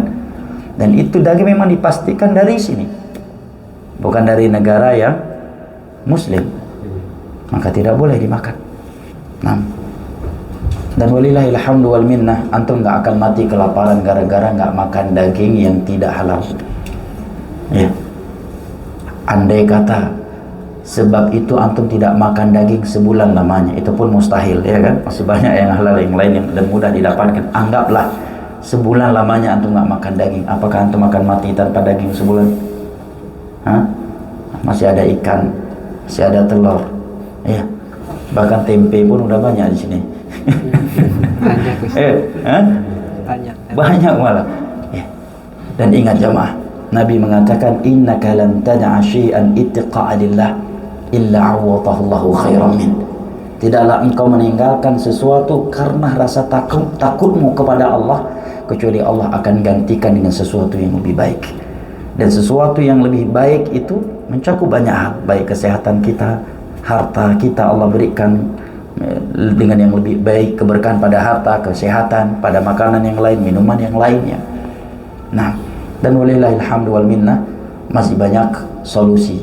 Antum yang berada di Jepang ini tidak seperti sebagian kawan-kawan yang ana lihat yang berada di negeri-negeri yang bukan Islam, tapi untuk mendapatkan halal food jauh lebih sulit ya daripada di Jepang. Dan teman-teman jamaah, teman-teman sekalian rahimani Allah wa iyyakum wa baraka fikum, seperti yang Nabi katakan tadi, tidaklah seseorang meninggalkan sesuatu karena rasa takutnya kepada Allah, kecuali Allah akan menggantikannya dengan yang lebih baik. Antum bayangkan jamaah, di dalam Sahihul Bukhari dari Anas bin Malik radhiyallahu anhu, beliau menyebutkan bahwa ketika turun ayat dari surat Al-Maidah yang mengharamkan khamar secara totalitas. Kita tahu bahwa Islam awal-awalnya tidak mengharamkan khamar. Di 13 tahun Nabi berdakwah di Mekah, khamar belum diharamkan. Hikmahnya Islam saat itu. Padahal sebagian para sahabat yang meminumnya sudah masuk Islam. Beberapa tahun Nabi di Madinah juga belum melarangnya. Tahapan yang pertama cuma disebutkan bahwa khamar memang ada manfaat, tapi mudaratnya lebih besar. Kemudian setelah itu turun larangan minum khamar menjelang salat. Setelah beberapa tahun Nabi di Madinah, barulah turun ayat dari surat Al-Maidah, fajtanibuhu la'allakum tuflihun. Tinggalkan khamar secara totalitas agar kalian beruntung. Nah, kata Anas bin Malik, ketika ayat yang mengharamkan khamar secara totalitas turun, saat itu beberapa sahabat Nabi sedang di rumah Abu Talhah. Dan Abu Talhah bisnismen khamar terbesar di Madinah. Dari hasil jual beli khamar, beliau menghidupkan beberapa anak yatim selain anggota keluarganya. Karena waktu itu belum diharamkan. Makanya beliau termasuk pembisnis khamar yang sering bolak-balik antara Madinah ke Syam. Dan di gelas di tangannya Abu Talha dan beberapa sahabat yang lainnya saat itu adalah gelas yang sudah berisikan khamar. Mereka telah mengangkatnya dan hendak mereka minum. Tiba-tiba ada seorang sahabat dari jauh berteriak, "Tidakkah kalian mengetahui bahwa tadi malam telah turun ayat yang mengharamkan khamar secara totalitas?" Kalau antum dalam kondisi seperti itu gimana? Pura-pura nggak dengar ya kan? Minum aja dulu, nanti kalau dia marah-marah kita cari alasan. Anak kira tadi antum mengumumkan gotong royong, supaya bukan berita tentang haramnya khamar. Kita akan beralasan ada ini yang terakhir habis ini hijrah, ya kan? Tidak demikian dengan para sahabat Nabi. Kata Nabi Malik, seketika itu mereka melepaskan gelas-gelas yang berisikan khamar di tangan mereka tersebut yang jaraknya hanya beberapa senti dari mulut mereka. Dan seketika itu Abu Talha berkata kepadaku, ya Anas, qum fa'ahriq.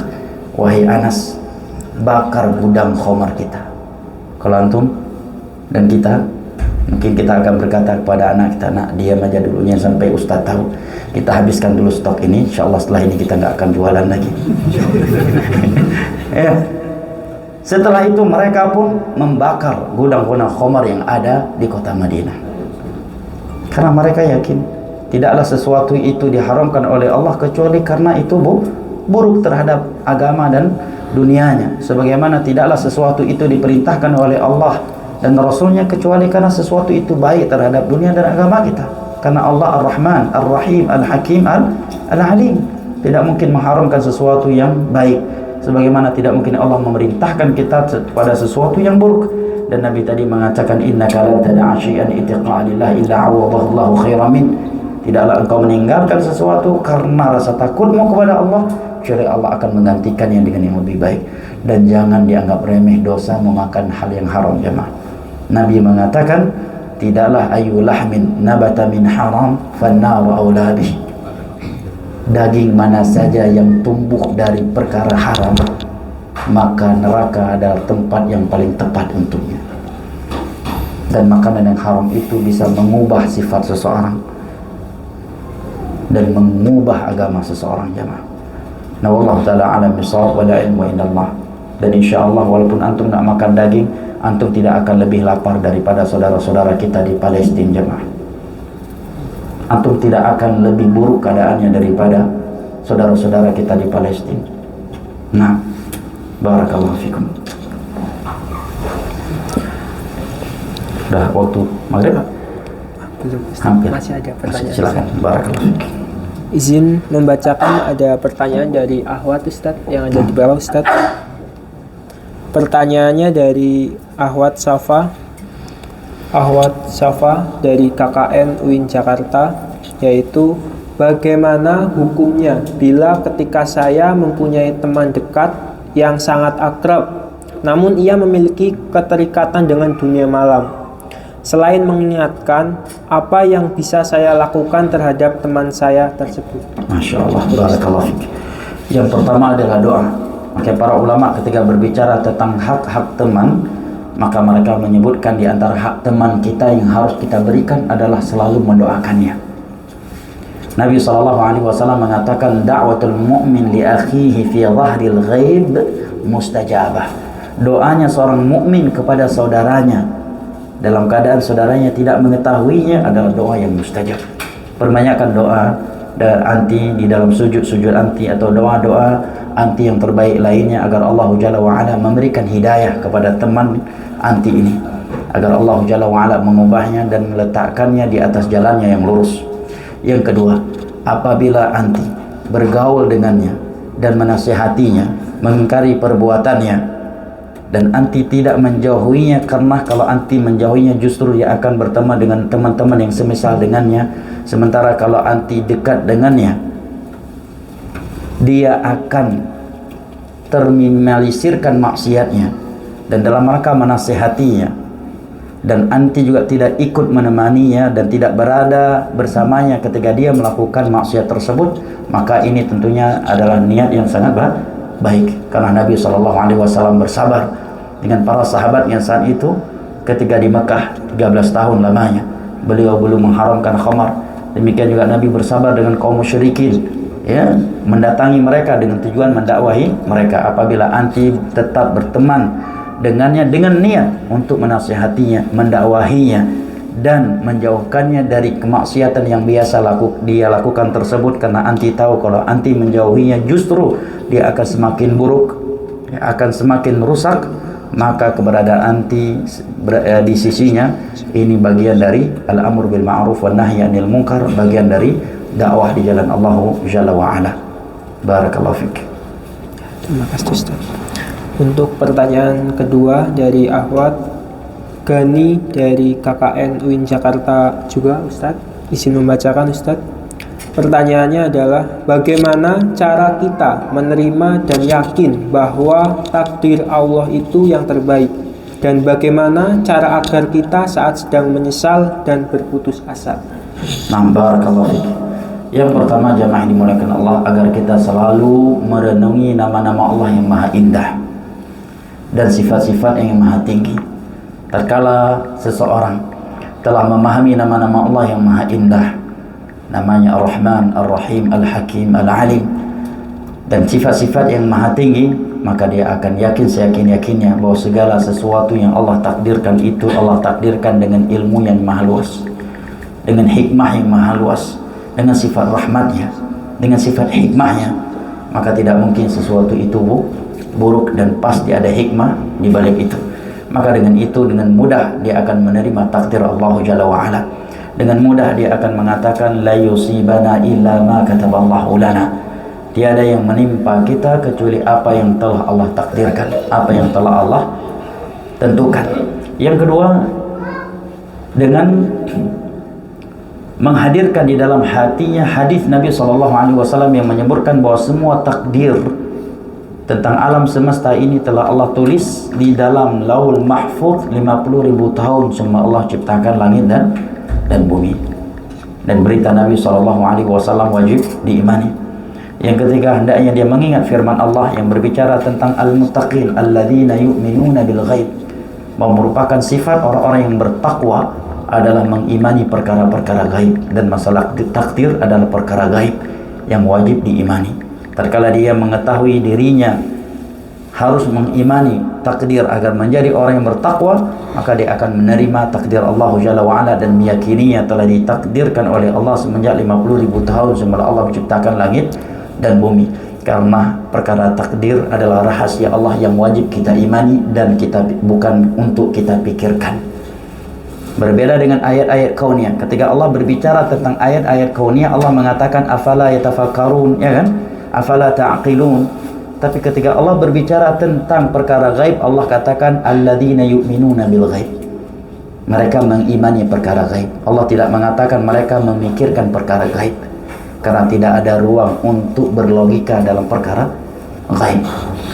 Nah, yang berikutnya, bagaimana menghilangkan penyesalan dan kesedihan yang sedang dilanda. Maka ini juga sangat erat hubungannya dengan iman seseorang terhadap takdir Allah. Seseorang yang mengimani takdir Allah yang baik ataupun yang buruk, dia nggak akan gelisah dengan apa yang menimpanya. Dia tahu apa yang menimpanya itu dengan ilmu Allah, dengan pengetahuan Allah, dengan kekuasaan Allah. Seandainya menurutnya itu tidak baik, dia tetap yakin pasti banyak hikmah di balik ini, dan dia akan mempelajari apa yang harus dia lakukan yang sesuai dengan anjuran Al-Quran dan As-Sunnah terkaitnya. Nah, karena Allah menentukannya dengan hikmah yang maha luas, dengan sifat rahmatnya, dengan sifat ilmunya yang maha luas, maka kegelisahan tersebut akan hilang.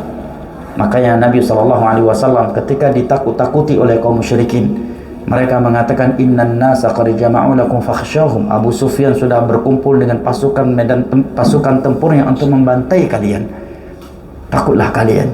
Maka Nabi dan para sahabat yang mengucapkan hasbunallahu wa ni'mal wakil. Abdullah bin Abbas juga mengatakan dalam Sahih Bukhari bahwa kalimat terakhir yang diucapkan oleh Nabi Ibrahim alaihi salam hina ulqiya finnar, tatkala beliau dilemparkan ke dalam api dalam keadaan telanjang bulat, setelah ditelanjangi oleh kaumnya, adalah hasbiyallahu wa ni'mal wakil. Nah, dia pasrahkan segala urusannya hanya kepada Allah. Cukuplah Allah sebagai tempat yang bertawakal, memohon perlindungan, kemudian melakukan sebab-sebab yang tidak bertentangan dengan agama Allah Jalla wa'ala. Cara yang lainnya untuk menghilangkan kesedihan adalah mengucapkan doa yang Nabi ucapkan. Kalau dia tidak mampu dengan bahasa Arab, maka bisa dengan bahasa Indonesia. Ya Allah, hilangkanlah kesedihan yang ada di dalam hatiku dan jadikanlah Al-Quran sebagai cahayaku. Setelah dia bertawasul dengan nama-nama Allah Jalla wa'ala. Tips yang lainnya kata para ulama adalah dengan banyak membaca Al-Quran, karena tidaklah seseorang membaca Al-Quran kecuali hatinya akan aman dan tentram. Allah berfirman, ala bidzikrillahi tatma'innul qulub. Ketahuilah, hati itu hanya tentram dengan berzikir kepada Allah, dan Al-Quran adalah sebaik-baik zikir. kepada Allah Jalla wa'ala. Kemudian yang terakhir, hendaknya dia banyak mengingat perjalanannya yang masih begitu panjang dan yang akan berujung dengan syurga dan neraka. Seseorang itu akan gelisah dan sedih atas kehilangan sebagian dunia yang dia inginkan karena dia masih memprioritaskan dunia daripada akhiratnya. Adapun orang yang telah merindukan pertemuan dengan Allah, merindukan syurga Allah dan memprioritaskan kehidupan akhirat daripada dunia, dia tidak akan sedih dan gelisah hanya karena hilangnya sebagian dunia yang ia inginkan, karena dia tahu akan nilainya dunia ini di sisi Allah. Nabi SAW bersabda, "Lau kanatid dunya tazinu 'indallahi janaha ba'udatin lama saqa minhal kafiru syurbatan ma."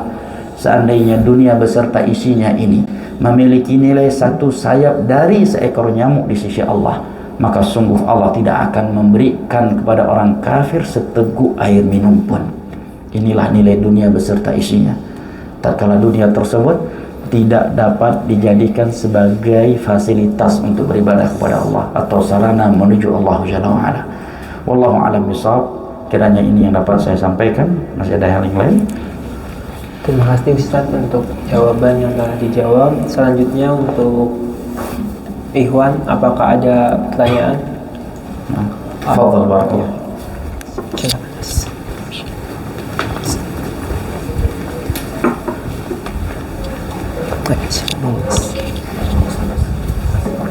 Masih aja.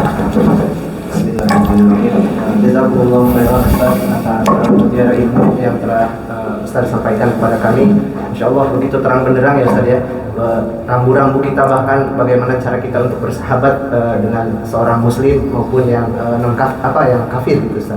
Yang ingin Anda sampaikan Ustaz, 2 bulan yang lalu kebetulan anak kerja di sebuah panti jompo, dan keumuman kebiasaan kalau ada rekan kerja yang keluar gitu Ustaz ya, kita biasa untuk gotong royong mengumpulkan uang gitu lah untuk membelikan sebuah bingkisan atau hadiah terakhir gitu kepada yang akan keluar kerja.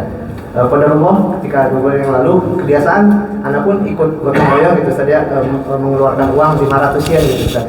Terkumpul, kebiasaannya itu uang yang terkumpul dibelikan semacam quo card gitu Ustaz ya, atau prepaid card gitu yang berisi berapa ribu yen gitu Ustaz. Diserahkan kepada yang bersangkutan gitu.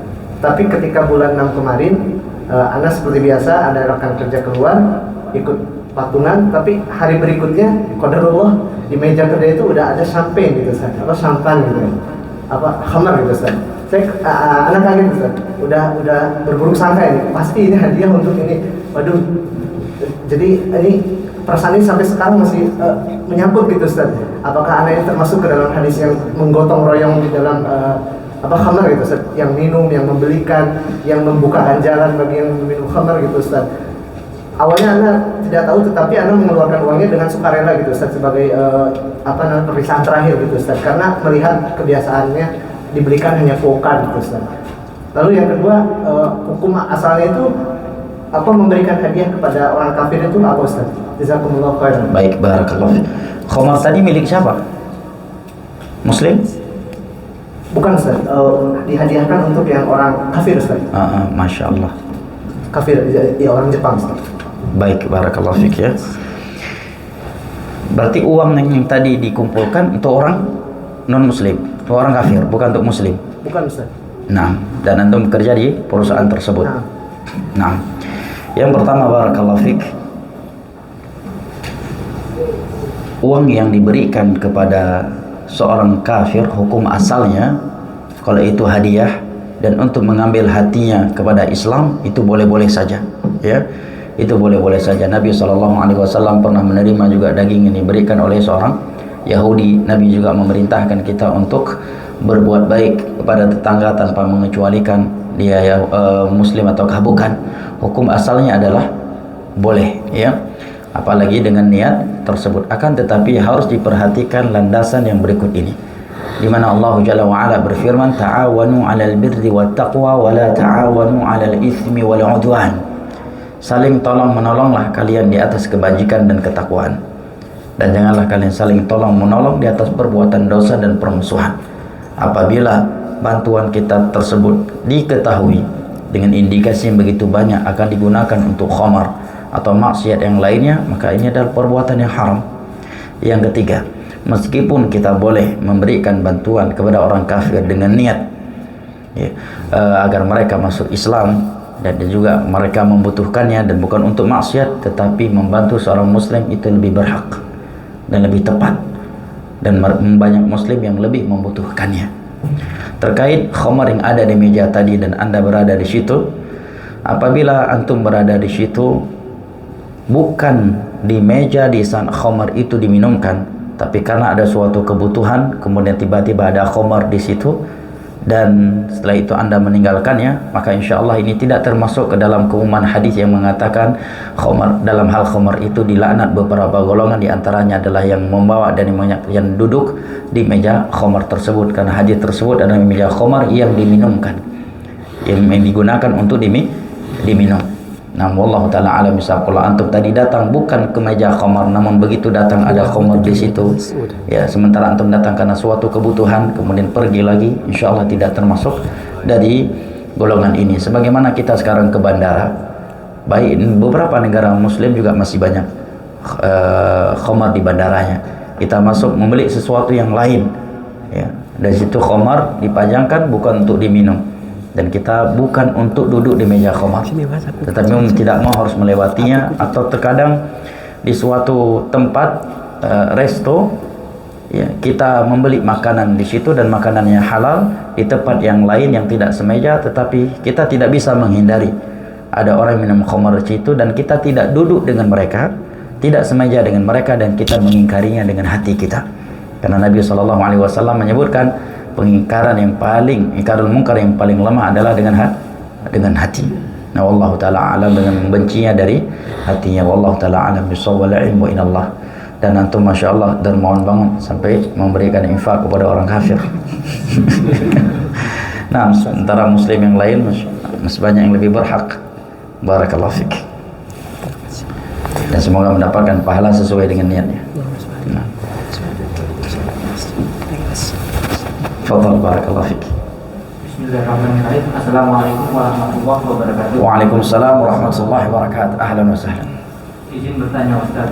Sebelumnya izin memperkenalkan diri. Perkenalkan, nama saya Fahri, asal dari Medan, Masya Allah. Sumatera Utara, tepatnya di Kabupaten Langkat, dekat Masya dengan Allah. Aceh Ustaz. Masya Allah. Izin bertanya Ustaz. Untuk di zaman sekarang ini kan Ustaz, persahabatan itu bermacam-macam Ustaz. Ada yang persahabatan antara laki-laki dan perempuan. Itu pacaran namanya, Bang. ngomongnya persahabatan itu. Jadi menurut pandangan Islam Ustaz, persahabatan antara laki-laki dan perempuan yang bukan mahram itu gimana Ustaz? Batasannya itu gimana? Dia ikut aja nggak di bawah?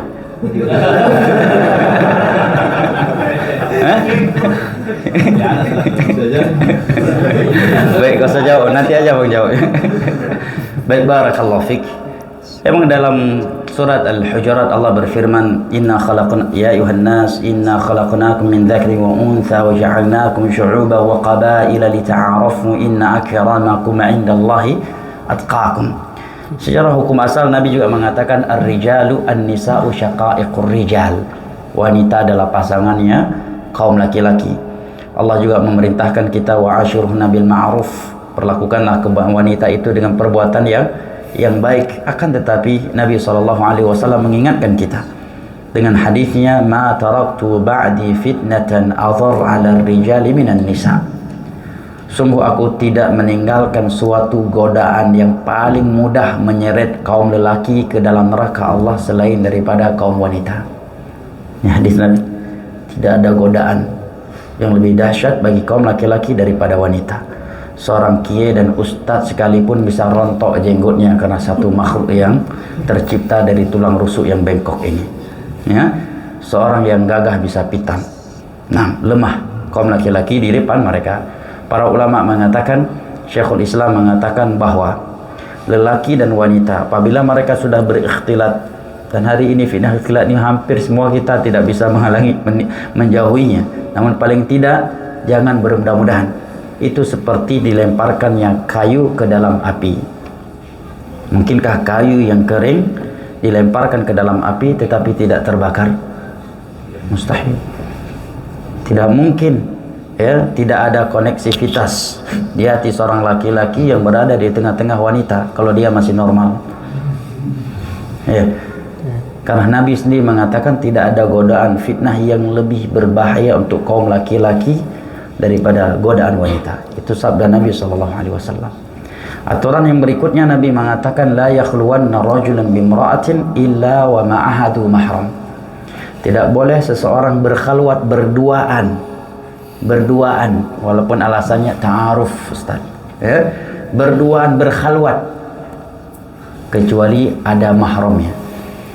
Yang dalam riwayat yang lain Nabi mengatakan tidaklah seseorang berduaan dengan seorang wanita kecuali yang ketiganya adalah syaitan yang meniupkan berbagai bisikan-bisikan syahwat yang akan berujung dengan zina. Nah, baik zina kecil maupun zina besar. Aturan yang lainnya adalah tidak berjabat tangan dengan wanita yang bukan mahram dengan kita. Nabi mengatakan la an yut'ana ahadukum fi ra'sihi bi mikhyatin min hadid khairul lahum min an yamusa yada imra'atin la tahillu lah. Ini memang sedikit berat tetapi ini hadis Nabi. Kita wajib sami'na wa ata'na. Nah, karena kita diciptakan oleh Allah, sang pencipta kita adalah Allah, maka kita wajib menjalankan aturannya. Hadis dari Ma'qil bin Yasar radhiyallahu anhu. Ditusuknya kepala kalian dengan jarum daripada besi itu lebih baik daripada kamu harus berjabat tangan dengan wanita yang bukan mahram. Kalau sanggup menerima tusukan jarum daripada besi di kepala di hari kiamat, ya silahkan aja berjabat tangan dengan wanita yang bukan mahram. Nah, kalau ada yang berkata kan pakai lapis, Ustaz, pakai pembatasan, pakai sarung tangan, pakai jilbab, apakah kalau ada jilbab dadanya juga boleh dipegang-pegang? Ternyata tidak boleh. Ya. Nabi kata Aisyah, Nabi sendiri mengatakan ana la usafihun nisa. Ketika Nabi membaiat para lelaki dengan berjabat tangan, maka wanita saat itu ingin juga membaiat Nabi dengan tangan mereka. Maka Nabi mengatakan inilah usafihun nisa. Aku tidak berjabat tangan dengan kaum wanita, cukup dengan ucapan saja. Pada waktu itu kan ada yang nenek-nenek juga kan? Kenapa nggak nenek-nenek aja? Yang nenek-nenek nggak apa-apa, selama ibu-ibu nggak apa-apa, yang udah monopos nggak apa-apa. Enggak. Adakah lelaki yang lebih bersih hatinya daripada Nabi SAW? Adakah kiai, ustadz, anjengan hari ini yang hatinya lebih bersih daripada Nabi SAW? Dan adakah wanita yang lebih bersih hatinya dari syahwat daripada wanita-wanita di masa Nabi, istri-istri Nabi dan para sahabat? Dan adakah kondisi di mana seseorang lebih butuh berjabat tangan dengan lawan jenis daripada Nabi saat itu berjabat tangan? Tidak. Nabi tetap mengatakan inilah usafihun nisa. Aku tidak berjabat tangan dengan kaum wanita. Itu diantara aturannya. Barakallahu fik. Kalau dia sekedar berteman kerja, ya tetap dia hukum asal memberikan salam kepada wanita adalah boleh menanya kabar selama itu tidak menimbulkan fitnah. Dan seseorang lebih tahu tentang dirinya, sejarah mana dia akan terjerumus ke dalam fitnah dan sejauh mana dia akan terjaga dari fitnah wanita. Wallahu ta'ala alam bisawab. Mungkin ini yang dapat Anda jawab. Masih tersisa waktunya atau sudah habis?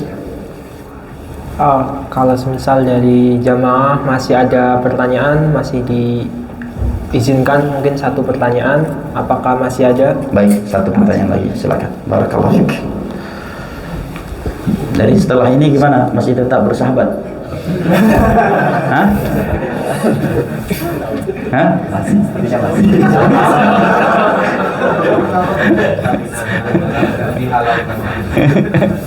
Dihalalkan. Ada KBRI di sini, insya Allah bisa akan nikah di sini. Kita semua siap menjadi saksi malam ini, insya Allah. Ya, wali pemerintah adalah wali bagi wanita yang tidak ada wali. Nah, barakallahu fiik. Bila perlu kami urunan malam ini untuk mahar antum juga boleh. Semampu kami. 500. Nah, fadhal. Assalamualaikum Ustaz. Waalaikumsalam warahmatullahi wabarakatuh. Jazakallah khair atas materinya. Baik. Semoga Allah senantiasa menjaga Ustaz. Satu pertanyaan Ustaz. Dalam Al-Quran, laki-laki baik untuk perempuan baik-baik, perempuan baik-baik untuk laki baik-baik. Tapi di hadis tadi bahwasanya wanita dipilih karena 4. Artinya kan bisa milih gitu. Dari hadisnya disuruh milih gitu. Hartanya atau keturunannya atau kecantikannya atau agamanya. Nah, dari ini gimana mengkompromikan sementara di dalam Al-Quran bahwasanya yang baik untuk yang baik gitu. Perempuan laki-laki yang baik untuk perempuan yang baik. Tapi di hadis kita bisa milih. Kita kan nggak tahu kita seberapa baik, pantas nggak untuk wanita yang lebih baik dari kita. Nah, kira-kira gimana mengkompromikan dua ini? Masya Allah, pertanyaan cukup bagus. Yang pertama, sepengetahuan ana tidak ada sisi kontradiksi ya antara ayat tersebut. Mungkin ayat yang termaksud adalah firman Allah dalam surat An-Nur ya. At-tayyibatu lit-tayyibin wat-tayyibuna lit-tayyibat wal-khabithatu lil-khabithina wal-khabithuna lil-khabithat. Bunyi ayatnya. Wanita-wanita yang baik untuk wanita lelaki yang baik, lelaki yang baik untuk wanita-wanita yang baik, wanita-wanita yang buruk untuk lelaki-laki yang buruk, dan seterusnya. Dengan hadis yang mengatakan bahwa wanita itu dinikahi karena 4 hal. Seringnya karena 4 hal. Kalau bukan karena harta, karena rupanya, karena bangsawannya, dan karena agamanya. Kemudian Nabi memerintahkan kita untuk memprioritaskan sisi agamanya. Anak kira tidak ada sisi kontradiksinya. Kenapa? Karena beberapa alasannya. Yang pertama, hadis memerintahkan kita untuk memperhatikan sisi agamanya seorang wanita yang akan kita jadikan istri kita. Dan itu bisa kita ketahui dari mana? Yang pertama, agamanya adalah kita melihat kepada siapa dia belajar, bagaimana akidahnya, bagaimana akhlaknya, dan siapa kawan terdekatnya. Kemudian hadis ayat yang menceritakan bahwa Allah akan menentukan orang yang baik itu akan mendapatkan yang baik, dan juga sebaliknya. Dan sesuatu yang telah Allah tentukan tentunya seseorang untuk memperolehnya adalah dengan berikhtiar, bukan sekedar dengan bertawakal. Sebagaimana Allah telah menentukan kapan kita akan menikah. Apakah kita hanya menunggu takdir Allah kapan nikah kemudian tidak berikhtiar? Sebagaimana Allah telah menentukan kita akan punya anak ataukah tidak setelah menikah, apakah kita tidak perlu berikhtiar untuk memiliki anak, dan seterusnya. Wallahu ta'ala a'lam bishawab, wal ilmu indallah. Cuma yang ana sendiri masih dalam mencari penjelasan yang lebih memuaskan terkait ayat di atas, bukan dari sisi ini, tapi dari sisi yang lain, yaitu Allah mengatakan lelaki yang baik untuk wanita yang baik dan seterusnya. Tetapi istri Fir'aun kok dapatnya Fir'aun? Paham ya? Fir'aun atau yang demikian juga Nabi Nuh, kok istrinya malah kafir. Wallahu a'lam bishawab. Anda juga belum mendapatkan penjelasan yang sangat memuaskan. Namun mungkin bisa dijelaskan. Yang pertama, Allah Jalla wa Ala menentukan demikian, namun tidak mengecualikan bahwa terkadang sebagian mereka tidak demikian. Ya, terkadang sebagian mereka tidak demikian sesuai dengan hikmah yang Allah Jalla wa Ala inginkan. Yang kedua, seorang yang baik mendapatkan istri yang tidak baik, itu juga takdir dari Allah. Sebagaimana yang baik mendapatkan yang baik juga takdir dari Allah Jalla wa Ala. Wallahu ta'ala a'lam bishawab, wal ilmu indallah. Nah, cukup. Baik, kita memohon kepada Allah Jalla wa Ala agar memberkahi pertemuan kita ini dan mengabadikannya hingga ke surganya di hari kiamat kelak. Kita memohon kepada Allah sebagaimana Ia telah mempertemu dan mengumpulkan kita di rumahnya yang mulia ini, agar kembali mengumpulkan kita semua di dalam surganya pada hari kiamat kelak ma'an nabiyyin was-siddiqin wasyuhada'i was-salihin wa hasuna ulaika rafiqa. Allahumma rabbana la tuzigh qulubana ba'da idh hadaytana wa hab lana min ladunka rahmah innaka antal wahhab. Allahumma muqallibal qulub tsabbit qulubana ala dinik. Rabbana atina fid dunya hasanah wa fil akhirati hasanatan wa qina adzaban nar. Wa salamun alal mursalin walhamdulillahi rabbil alamin. Subhanakallahumma wa bihamdik asyhadu an la ilaha illa anta astaghfiruka wa atubu ilaik. Dan mudah-mudahan pertemuan berikutnya maka orang yang tadinya yang saya jumpai kali ini dari status jomblo akan berstatus telah menikah insyaallah. Semoga Allah Jalla wa Ala berikan istri yang saleh kepada kawan-kawan kita yang masih berstatus jomblo atau single senior. Semoga Allah menggerakkan untuk mereka istri yang saleh, karena inilah doa yang paling diharapkan oleh kaum jomblo dan single senior. Semoga Allah mengabulkan doa kita untuk mereka semua. Amin ya rabbal alamin. Wassalamualaikum warahmatullahi wabarakatuh. Izin Ustaz, untuk di sesi tanya jawab tadi ada sedikit door prize buat jamaah yang sudah bertanya. Jadi untuk jamaah yang barusan telah bertanya kepada Ustadz, dipersilakan untuk maju ke depan. Silakan. Untuk akhwat mungkin tetap di ya. Untuk akhwat nanti ada panitia yang Diserahkan ke yang bertanya. iya, Ustadz.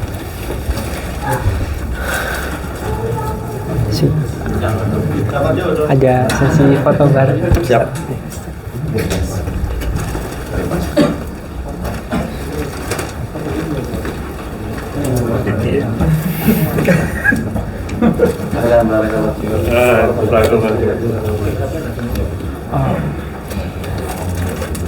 Pak Ustadz bisa di tengah Ustadz. Baik. Di sini ya? Kemana? Bisa di tengah. Oh, dari sini. Sambil memegangannya. Satu orang satu. Kalau sih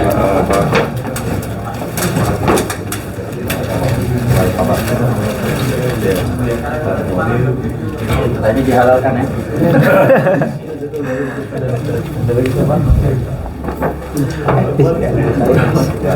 Di sini untuk sesi foto Ustadz. Siap. Ya. Baik, Ustaz, boleh di tengah. Anda di tengah. Silakan. Agak lagi sedikit.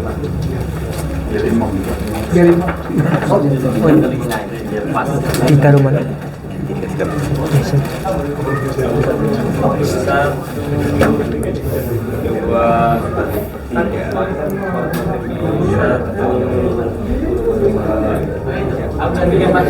MC-nya mungkin belum ke depan.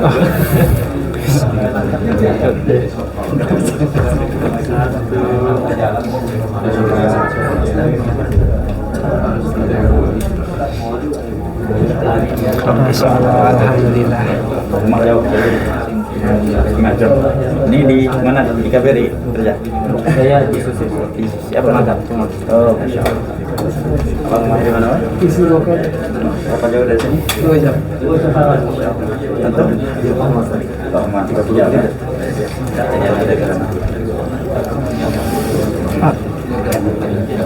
Alhamdulillah acara hari ini berjalan dengan lancar.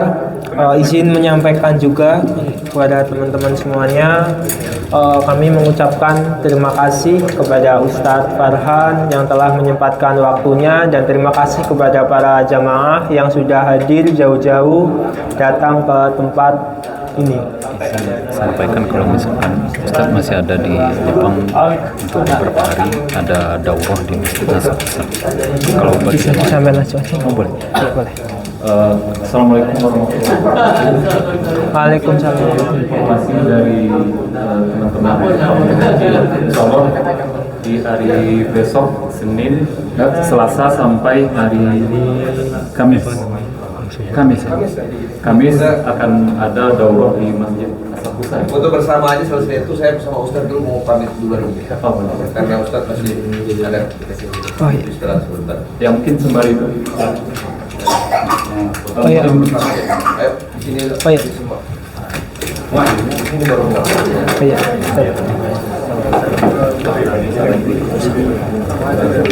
Makan sini. Udah asal makan nanti ya. Lagi magang ya.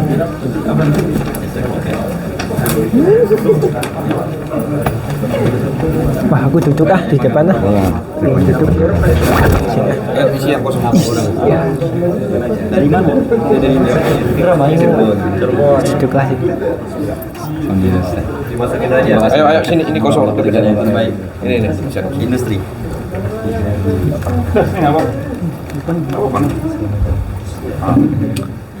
Jalan tadi kan?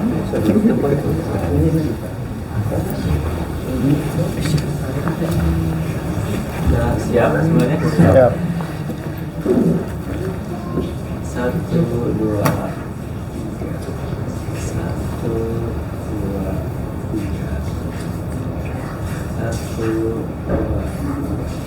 Oke.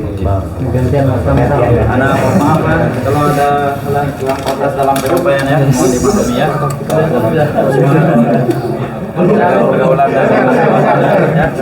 Yang jauh-jauh dari masjid. Nanti yang mau salaman. lanjut nanti di Asakusa, tahu kan ini schedule-nya. Bisa lah, ditunggu Ustaz di Asakusa 3 hari. Ustaz. Terima kasih. Barakallahu fiik. Terima kasih banget.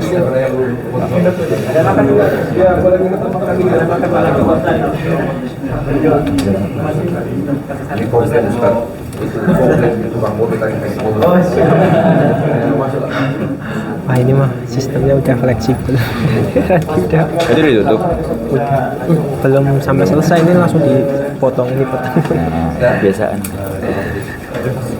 Yang ini sambil ini bring ditutup aja sekalian. Iya lah.